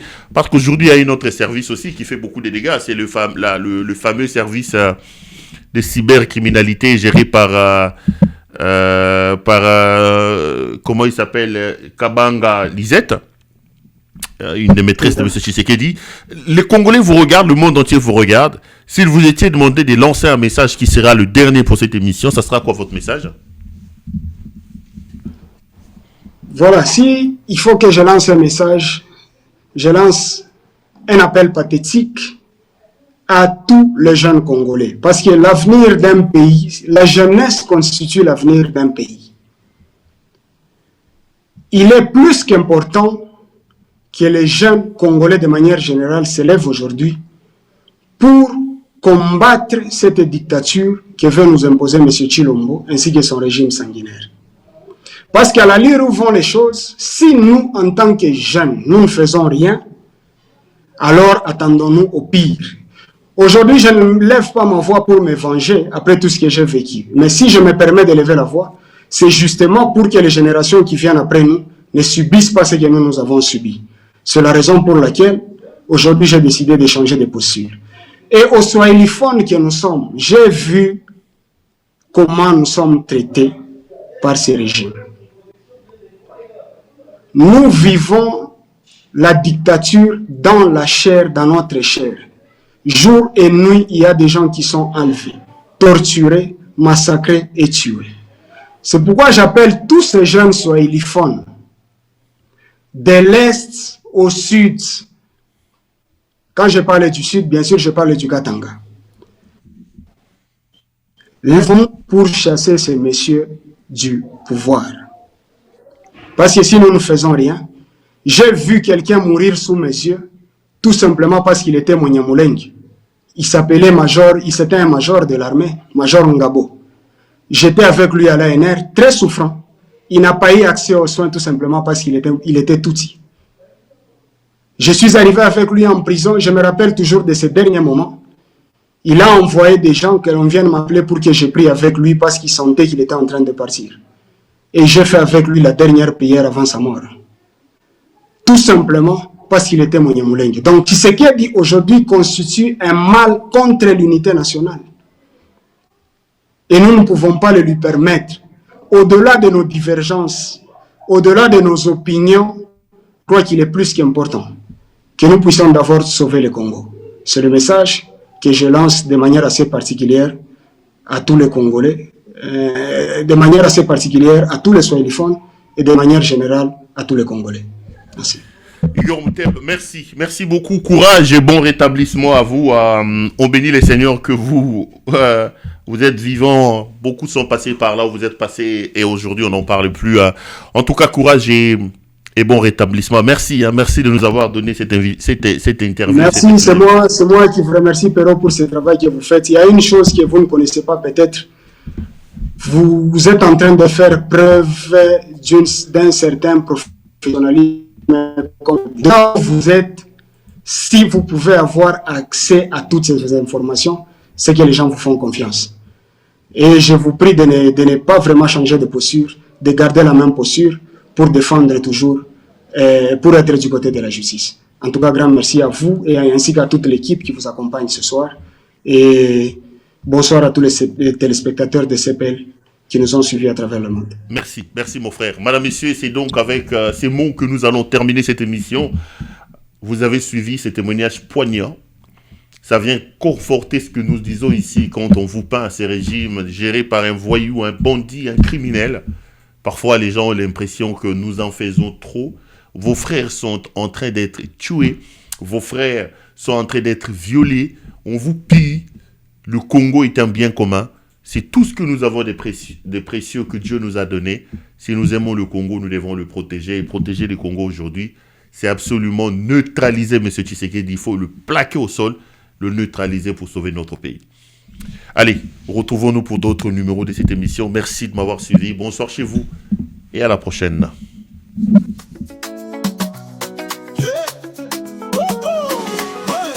Dans la peau de Claude Louara, briller l'éclat d'une histoire singulière d'une mère héroïque, pilier de l'univers, forçant le respect et l'admirable luminaire. Par son courage, ton destin fut tracé. Devenu journaliste, un combattant de la vérité. Claude de Louara, face aux tourments endurés, symbole de dignité, d'intégrité dans l'adversité. Contre vents et marées, la lutte est déclarée. Pour la justice et l'égalité, je resterai debout dans la dignité. Les tentations corrompues, l'argent offert en pâture, mais mon âme pure reste impassible. Défend la forfaiture de Constant Mutamba et son ministère d'injustice. Mais d'injustice, mes actions résonnent dans le pays, tel un cri de liberté. Contre les pouvoirs corrompus, je m'élève avec fierté. Claude Louara, qui te donne les ténèbres de la justice. Ton nom sera le flambeau de la résistance et de la revendication. Contre les vieux oppresseurs, nous pointerons l'étendard de la vérité. Pour un Congo meilleur, un avenir de fraternité et de dignité. À toi, Félix Helmut Wangeleka, ta tyrannie touche à sa fin. Des mains vides, tu seras chassé. Ton règne de corruption pris pour état. Le peuple congolais ne mérite pas un leader incompétent et tribal. Et tribal, nous nous laissons unis pour bâtir un avenir rayonnant. À toi, vrai patriote, symbole de résilience et de foi. Ta voix de dignité, d'intégrité dans la liberté et de la joie. Dans le cœur de chaque Congolais, ta saga restera gravée. Pour un avenir radieux, pour une nation enfin libérée. Et Zambinanga, Nanga, Nanga, Nanga, Nanga, Nanga, Nanga, Nanga. Les tentations corrompues, l'argent offert en pâture, mais mon âme pure reste impassible défiant la forfaiture de Constant Mutamba et son ministère d'injustice. Mais d'injustice, mes actions résonnent dans le pays, tel un cri de liberté, tel un cri de liberté. Pour les pouvoirs corrompus, je m'élève avec fierté. Claude Louara, dans les ténèbres de l'injustice, ton nom sera le flambeau de la résistance et de la revendication.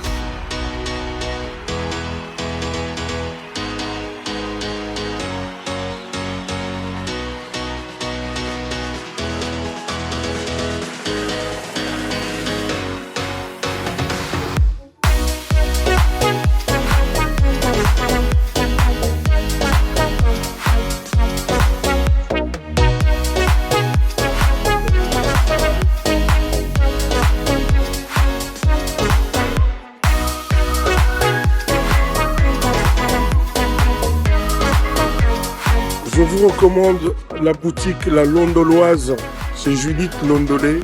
Si vous voulez être classe, chic, être habillé, être admiré. Parole de mon Pao Mokonzi.